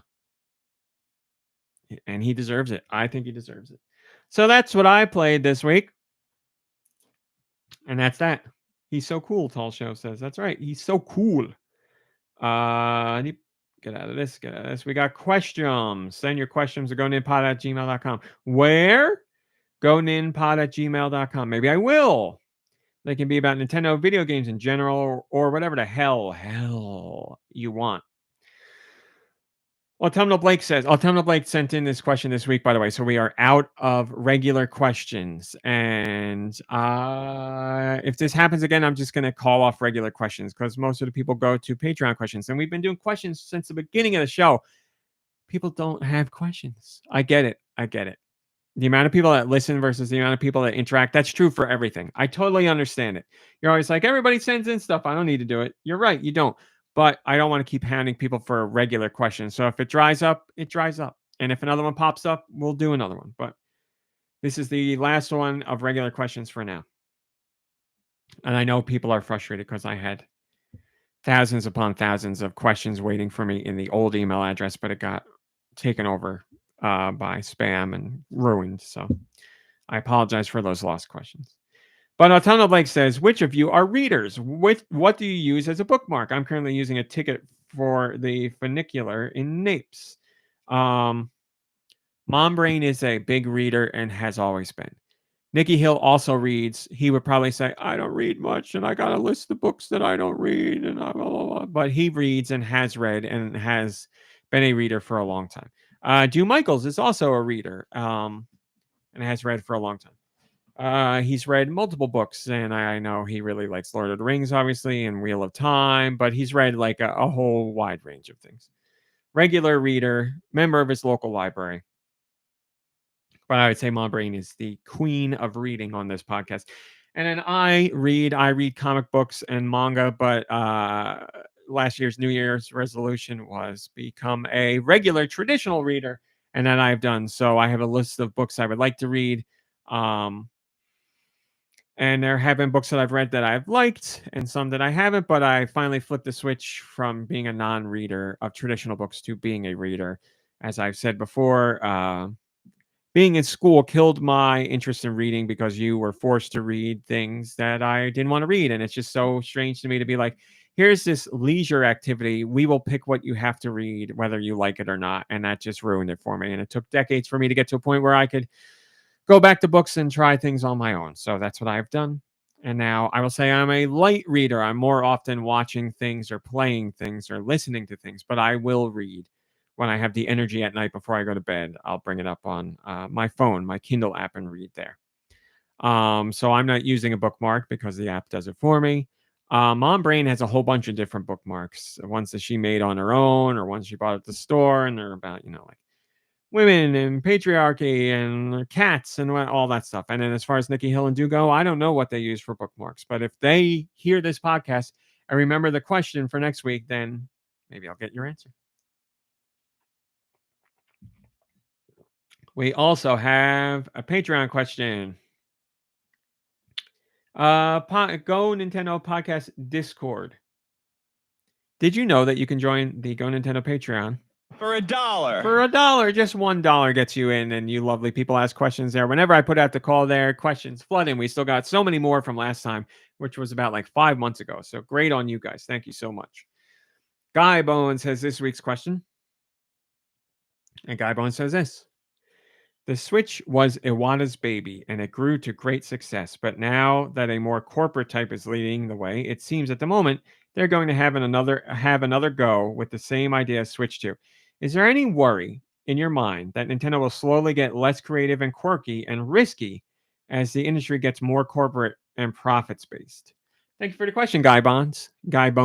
I do not have that worry because I think innovation is part of Nintendo's DNA, and I don't think they will ever lose that. And the current Nintendo president has made it very clear that the developers make the games and the corporate people sell them, and it's not the other way around, and it will never be that way. He's stressed very much that we do not tell the developers do this or that, add in this or that. They do what they want to do, and our job is to get that in front of the public and make it look appealing. So him voicing that gives me no concern. Also, the Switch 2, I think, is a very special circumstance because the Switch resonated with so many people. And I feel like Nintendo was like, we got so many third parties on board this time.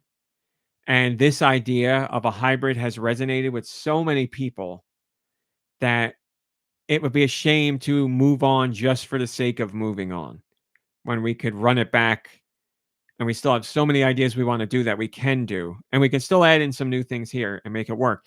And you could argue that the Wii U, uh, paved the way for the Switch, and Nintendo didn't. Yes, the Wii U and the Switch are different, but there are ideas in one that led to the other. So while Switch and Switch 2 are much more closely related, you can see that Wii U and Switch are related. So Nintendo doesn't want to move on from an idea when they feel it's a good idea and they feel its time hasn't come and gone yet. So they didn't feel that the time came for Wii U. So they refined it and gave people Switch, which took some of the intriguing elements of the Wii U and put them in a form that people were more accepting of, to the tune of 153 plus million consumers. So Nintendo sees that audience is there. It's an idea that Nintendo still believes in, and Nintendo can still innovate till the cows come home on the software side of things. And Miyamoto himself was like, look, like just because the system is mostly the same in terms of what it can do, minus some extra bells and whistles like the mouse control, um, or enhanced HD rumble. Nintendo has always traditionally innovated with their software. You look at NES to Super Nintendo or Game Boy to GBA, there may have been more buttons and more graphical power, but that's really all there was. And Nintendo still innovated with the software. Software is always the most important thing. Software sells hardware, unless the hardware really struggles to find an audience like it did with Wii U. But Nintendo's innovation comes in software first. And has always been that case. It's just sometimes they come up with system input ideas that are outside of the norm as well. And Miyamoto, as I was saying, Miyamoto has said just because the hardware remains largely the same doesn't mean that the innovation on hardware can't be there, because just like they did with Switch, you had things like Nintendo Labo and Ring Fit Adventure, where you get new hardware experiences through the system itself. And Miyamoto has made it clear that they're most likely, he doesn't want to show their cards, but made it pretty clear that Nintendo's intending to do some of that stuff on the Switch 2 as well. So there will be things that give us new input methods for the Switch 2 through accessories that are sold. We've heard rumors or rumblings of Ring Fit Adventure 2. I'm sure there will be other ideas in there as well. That quirky, weird, experimental Nintendo is Nintendo through and through. So I have no doubt throughout the Switch 2's lifespan, if the Switch 2 has the success that the Switch did, we will see experimental ideas that include some other forms of input methods or new, unique ways of play outside the bounds of what the Switch 2 can do from an input method. I'm sure that's going to happen.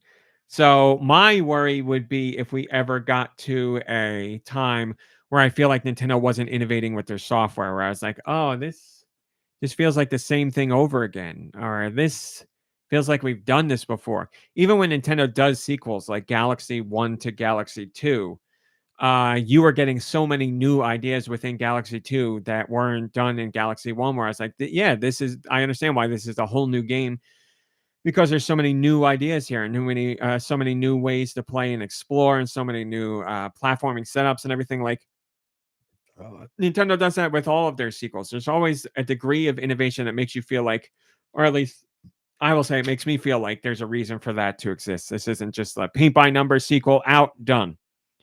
Like Tears of the Kingdom or Breath of the Wild and Tears of the Kingdom. Yes, it may take place in the same landscape largely, but you have the depths and the sky to explore. But on top of that, you have the whole new mechanic of building things and piecing things together, and more physics-based gameplay. So the innovation for me from Nintendo is always in their software. It's very easy to look at hardware and be like the Wii, the DS, the 3DS, the Wii U, and be like, look at how innovative those platforms are. Yes, that's true.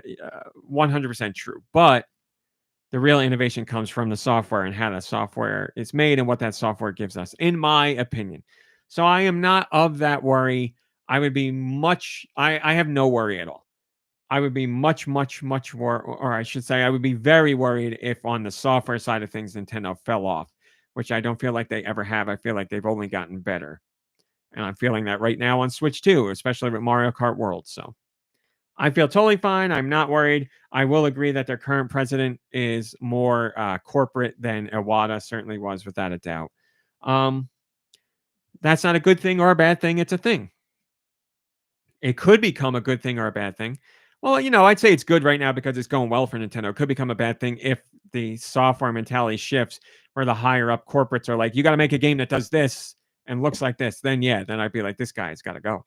But we're not there, and I think he understands Nintendo's DNA and their approach, and messing with that will be messing with Nintendo at its core, and that's a recipe for disaster. So you don't do that. So we'll see where things go, but I have no concerns right now. And that's that. Yeah, I'm just looking at what the chat says. I loved Labo. I can't wait to see what 3D Mario does after an 8-year absence. Yeah, I'm like super pumped for the next true 3D Mario. And if they were like Super Mario Galaxy 3, I'd be like, hell yeah, baby. Because I love Galaxies are my favorite Marios. But yes, I'm very excited. We saw, a big change with Odyssey through Cappy. Will the next full-on 3D Mario have some new innovation or some new mechanic or hook? Probably will have something, yes, but what will it be, and how far will it push us beyond what we know of 3D Mario? That I don't know, but we'll find out together. No doubt that game is coming on Switch 2. Maybe we'll hear about it this year. Who knows? I don't know. But let us look towards Donkey Kong Bonanza first, because that is a 3D adventure for DK, and we haven't seen that since the N64 days. So I am ready. And on that note, I beat last week's solo show. 2 hours and 10 minutes, my friends. We are done. I will check where Mom Brain is to see if it's worth vamping to get a hello from her. I can track where she is. She is... no. She is not close to get... She won't be home until 6 o'clock. So sorry. That's a half hour from when I'm recording. It's 5:30 roughly right now. So that's that, my friends. I'm so sorry. Done and done. Enough. If you're here live, again, thank you very much. I really appreciate it. Love having you guys here live. It's great to talk to you and read your comments. And this, call it a parasocial relationship if you want, but I'm parasocial with you guys as much as you are with me. So I feel the love. I appreciate you deciding that these 2 hours on this weekend at this real time, you are going to be here with me and hang out. Thank you. I hope you're doing other things at the same time, on the go, listening, playing a game, listening, whatever. I just hope you, A, are having a great time, and B, feel your time was well spent. And I thank you very much for being here. If you're a regular audio listener or a YouTube watcher, thank you for your support as always. It's greatly appreciated. I'm glad you like these solo shows, but I'm excited to get back to regular shows, which is hopefully this coming week. And I'm not going to do any more. No after show again like last week, because I've given you all I've got. What am I going to do now? Get the podcast uploaded? I'm going to go on the treadmill and walk more. It's the weekend, which means there's a new anime to watch. So that'll keep me busy. All right, everybody. Thanks for watching. Thanks for listening. Last week I did the typical YouTube outro for the audio version, so I'll do it again. Thanks for watching. Thanks for listening. Play some games. Hang out with friends and family. Rest, relax. You deserve it. And we'll see you next week. Goodbye, everybody. Goodbye. And for my live people, again, I'm not sticking around for my YouTube people. But thank you again for your support. Thank you for watching. We've got a great group of people here, and you are very much appreciated. So I will see you next week, hopefully with more people. Have a lovely weekend. Go play more Switch 2. Spend time with friends and family. And just have a great weekend overall. And that's it. Goodbye, everybody. Oh, I got to blow you a kiss like Dude does. Goodbye.